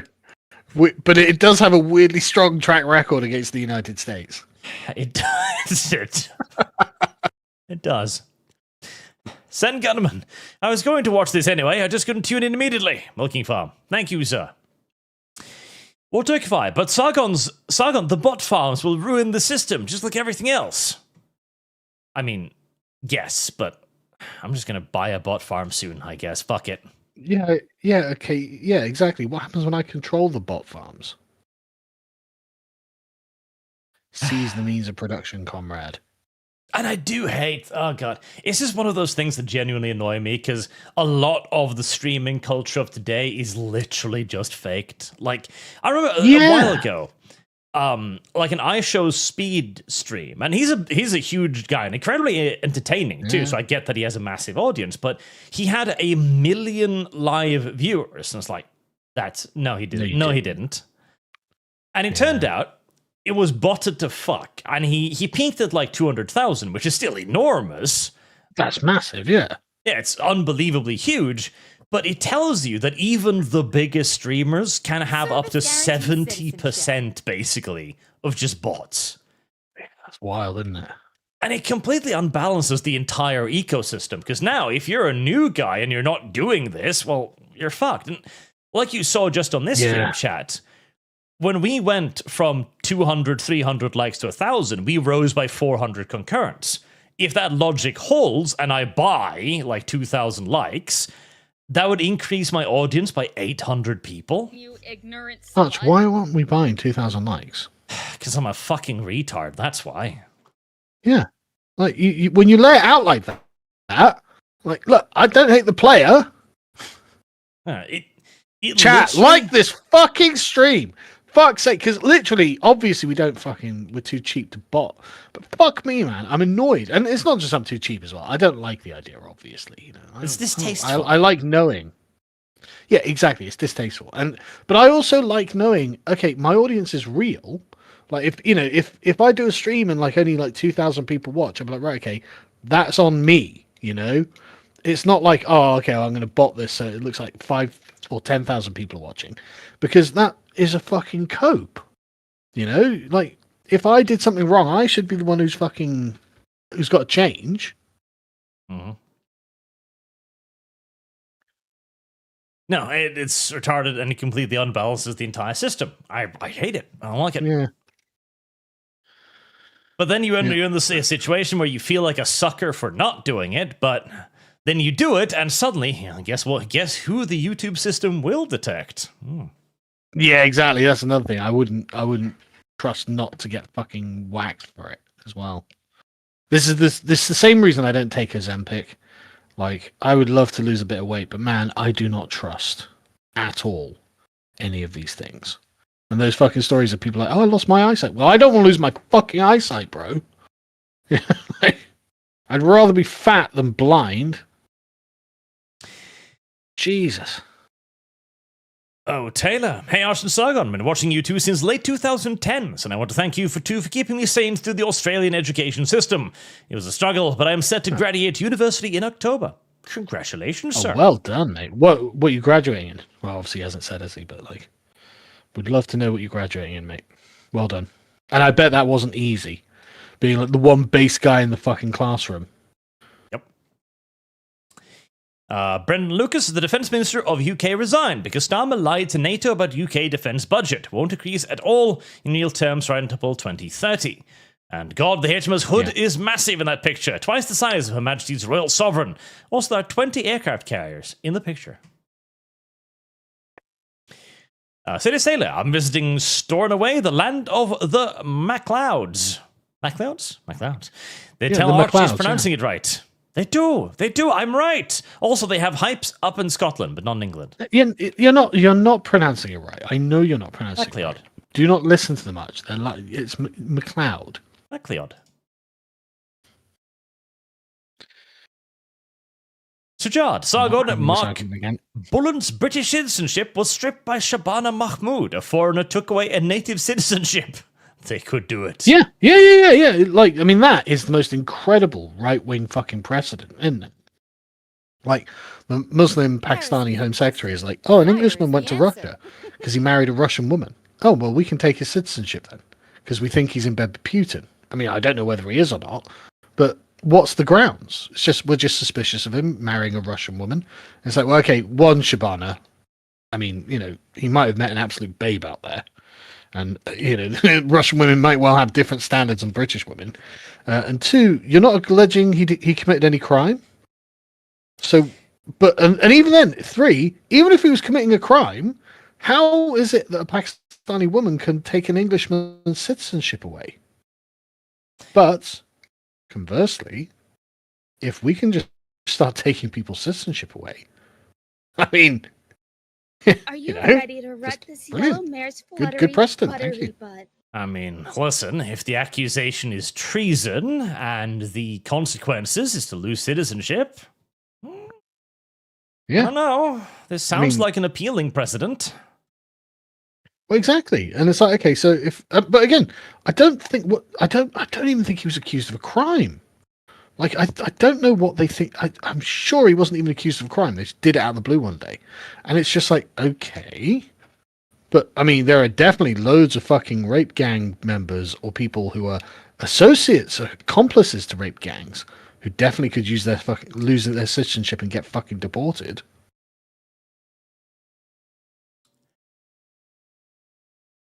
Sujad, the movie was refused certification. You can't have it in Germany, but you can't purchase it there.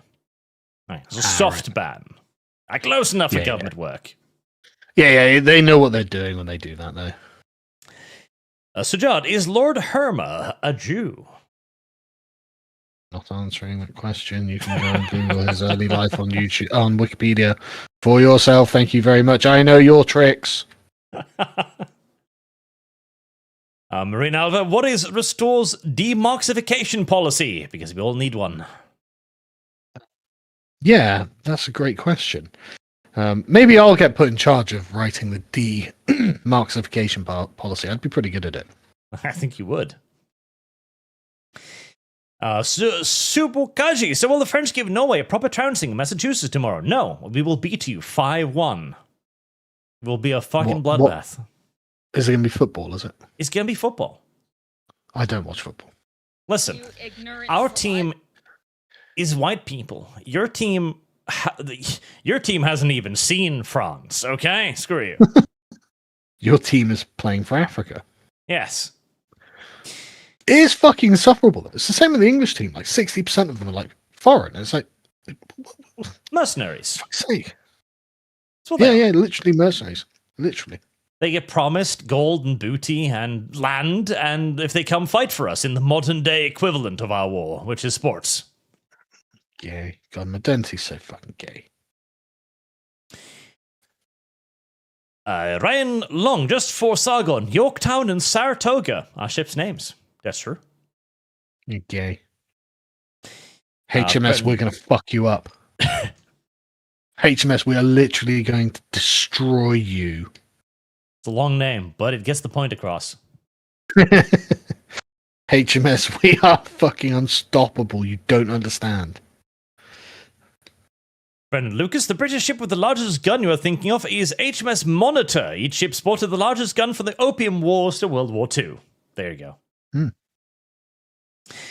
Samuel Carrion, easy to have cool ships names when you have none. Well, they used to. Oh, yeah, all the ships I'm talking about were ones we actually had and used to go around beating the shit out of everyone. Like, what was Nelson's flagship called again? Indomitable or something like that. Victory, yeah. Like, that's fucking just... Come on, these are badass names. What are you talking about? Spoopers, Carl, there's a law we can use. The Treason Felony Act, 1848. Really? And finally... almost finally. How did the human subs do to Rankar? Sir, the conquest is aiming at us. Dear God. Name helps the season the enemy fear. True. And Oshikador.